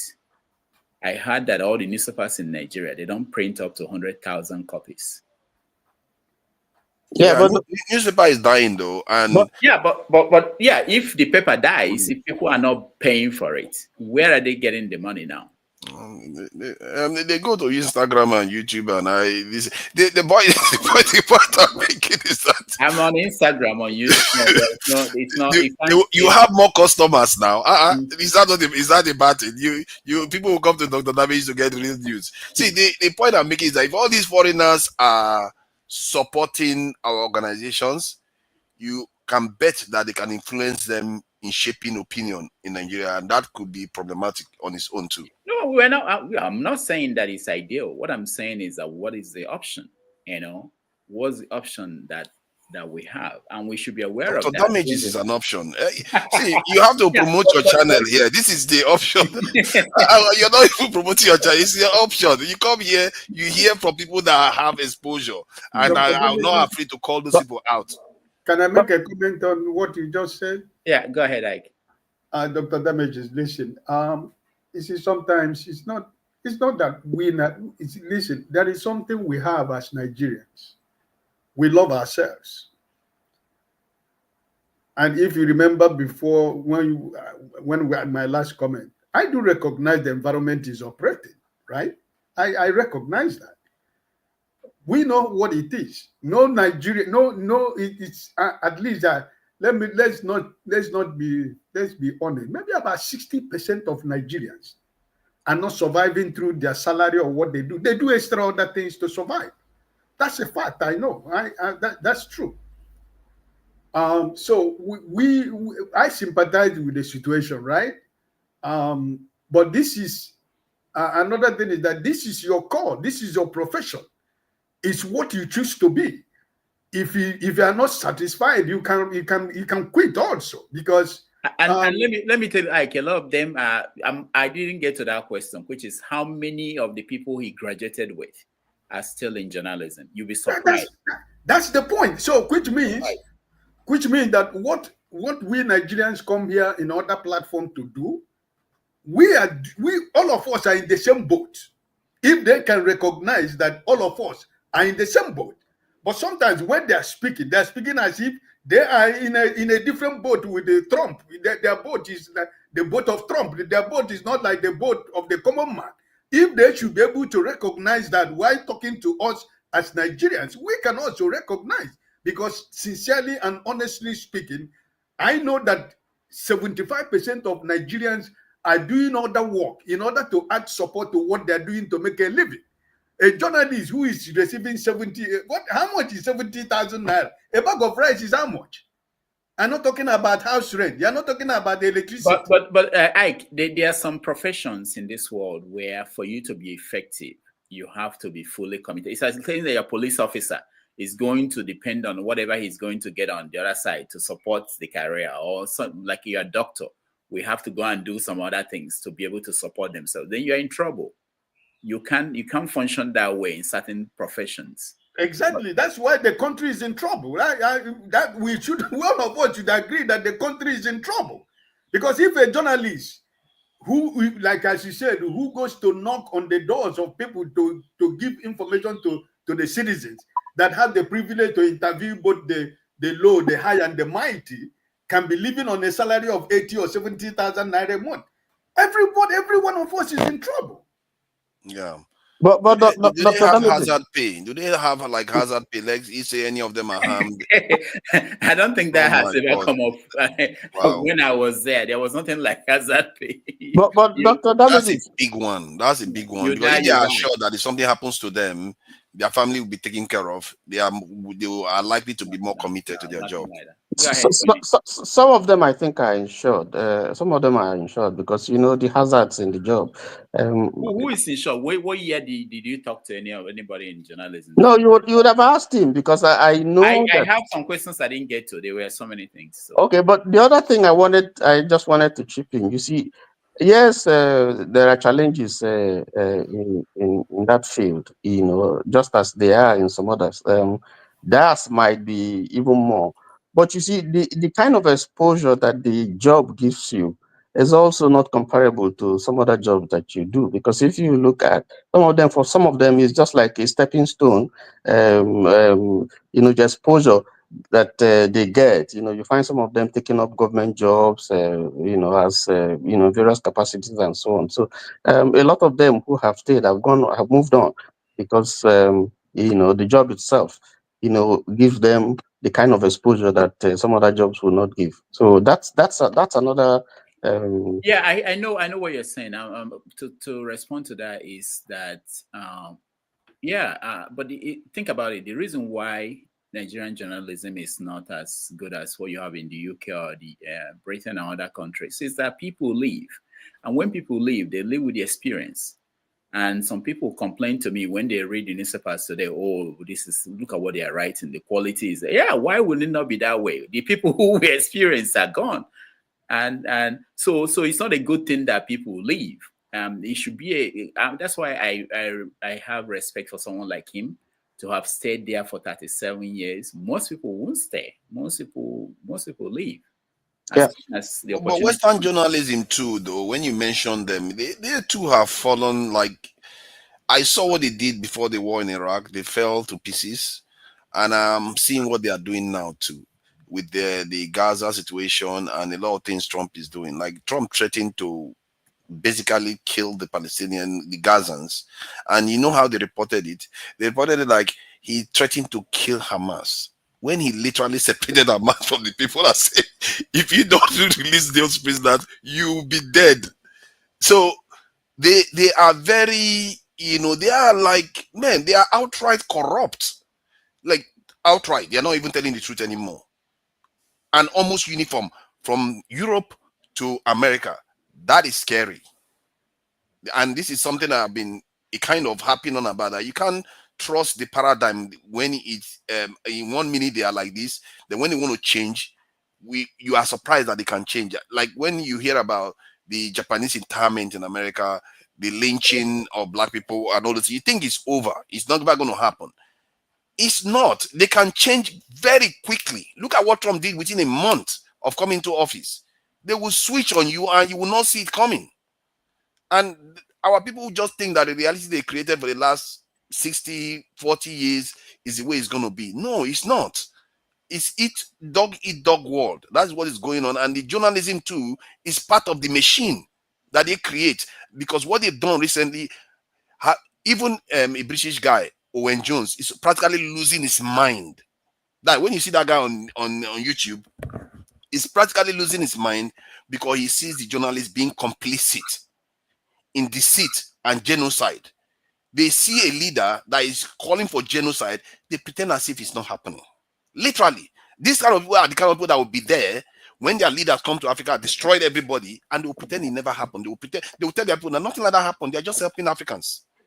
They will do it because that is a machine. They all work together. Journalism, is it real? You have to ask yourself. No, the challenge is not just in Africa, it's all over the world. I can tell you that most newspapers are not profitable, even in the West.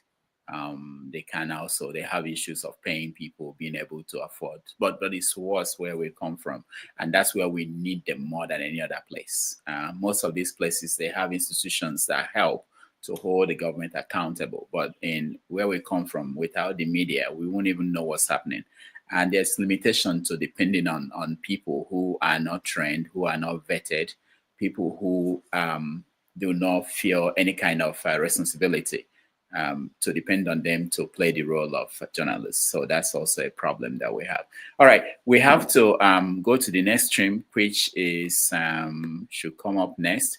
And we are going to have the formal Have Your Say 247. We are dealing with the stories that most of you all know already. Natasha's suspension from the Senate, Okupe's death, which happened, I think, yesterday. What other stories are we handling? Forefathers, you should know the stories that you are going to lead. River State.